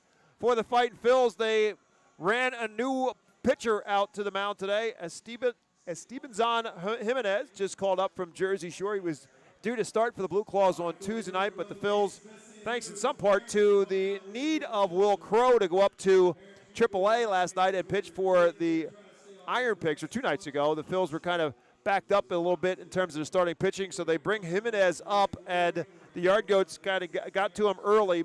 Kind of expected that he might feel some nerves at the beginning of the game. 23-year-old right-hander making his Double-A debut, and it seemed to be exactly that as he walked 2 of the first 3 batters he faced, and then eventually those walks began to hurt him. Juan Guerrero plating the first run for the Yard Goats with a single, his 21st RBI of the season, and then Zach Kokoska with a towering 3-run home run that landed on the roof of the Redners Event Center here at FirstEnergy Stadium for Kokoska, his 7th home run of the year and his 22nd RBI, 23rd, 24th, and 25th RBI of the year. And the Yard Goats put 4 up in the first and then added on to it in the second as G.J. Hill led off with a towering home run that may or may not have landed on 61. It was close to being that far gone. G.J. Hill's 4th home run of the year, his 19th RBI, and it was a 5-0 game. Jimenez settled down for a little bit after that was over with, and the Phils try to work their way back in it. They had men on base throughout the ball game. They had Connor Steen in some trouble. He had some control issues. He ended up going 3 innings and walking 4 batters.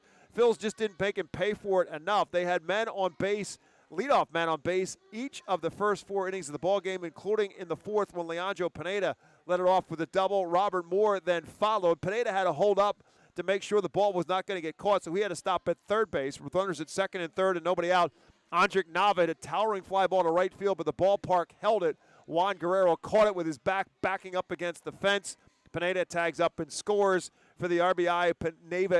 Nava's 7th RBI of the season. The Phils are on the board to make it a 4-1 game.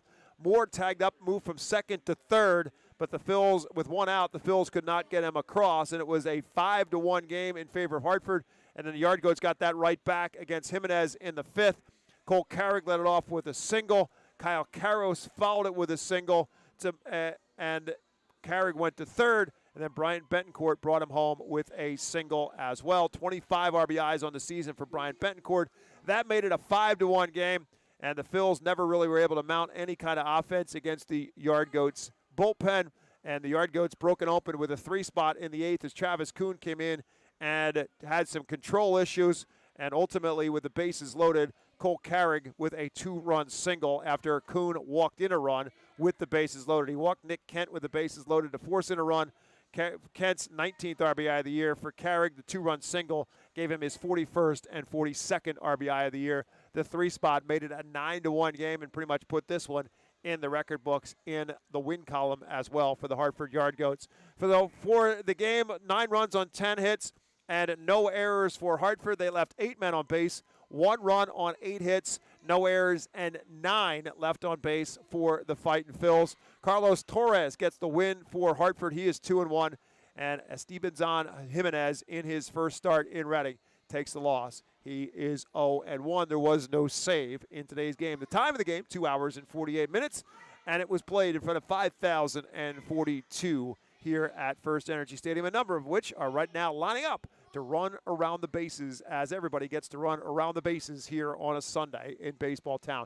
So the park will be closed the next couple days as we've been here 12 games the last 13 days. Hope you've enjoyed and had an opportunity to get out here to the ballpark. And if not, well, the Phils and the Richmond Flying Squirrels will begin a series on Tuesday in Richmond, and then back home 1 week from Tuesday, July 1st, 2nd, and 3rd for a quick 3-game series against the Somerset Patriots. And then the Phils will then go to Somerset for the remainder of that series on Friday, Saturday, and Sunday. But a big week of 3 games and plenty for you to come out to watch the ball game and the ball club as they start anew for the second half of the season beginning on Tuesday. And again, Tuesday, Wednesday, and Thursday, July 1st, 2nd, and 3rd, Phils and the Somerset Patriots here at FirstEnergy Stadium. And, of course, it will end with a bang, as in a Mega Blast fireworks on Wednesday, the 3rd of July. 4th of July Eve, and what better way to do it than to enjoy it at a ball game here at FirstEnergy Stadium and with Mega Blast fireworks to put you in the mood for your day off on Friday, July the 4th. So that will do it for our coverage. Right now, the Philadelphia Phillies have scored their first run in the ball game at Citizens Bank Park against the New York Mets in the bottom of the 4th inning. And it is a 1-0 game, and it's scored on a Kyle Schwarber home run. Kyle Schwarber's solo home run to lead off the bottom of the 4th puts the Phils on top of the New York Mets 1-0.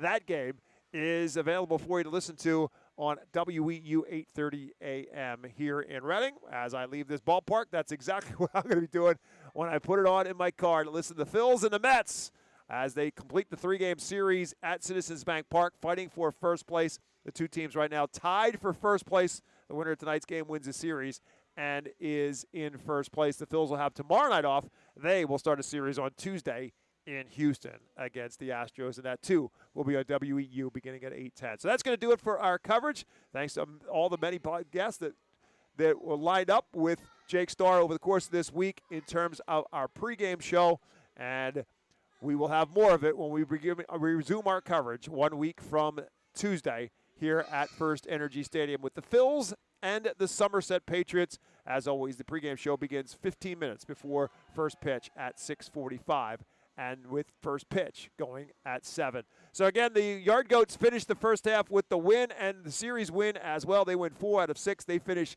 at 36 and 33. Fightin Phils finished this first half of the season at 25 and 42. So a reboot begins on Tuesday, and we'll be back with more Reading Fightin Phils baseball on the Reading Fightin Phils radio network and our flagship 830WEU.com 1 week from Tuesday. And we will talk to you then. The final numbers in this one again for the Yard Goats: 9 runs on 10 hits, no errors, and 8 men left on base. For the Phils, 1 run on 8 hits, no errors, and 9 left on base. Time of the game, 2 hours and 48 minutes, and again, 5,042 watching baseball here in Baseball Town. For my broadcast partner, Jake Starr, my name is Bob McCool. Thank you, as always, for listening to Reading Fightin Phils baseball here on the Fightin Phils radio network. We'll talk to you on Tuesday, July 1st, when baseball resumes right back here in Baseball Town.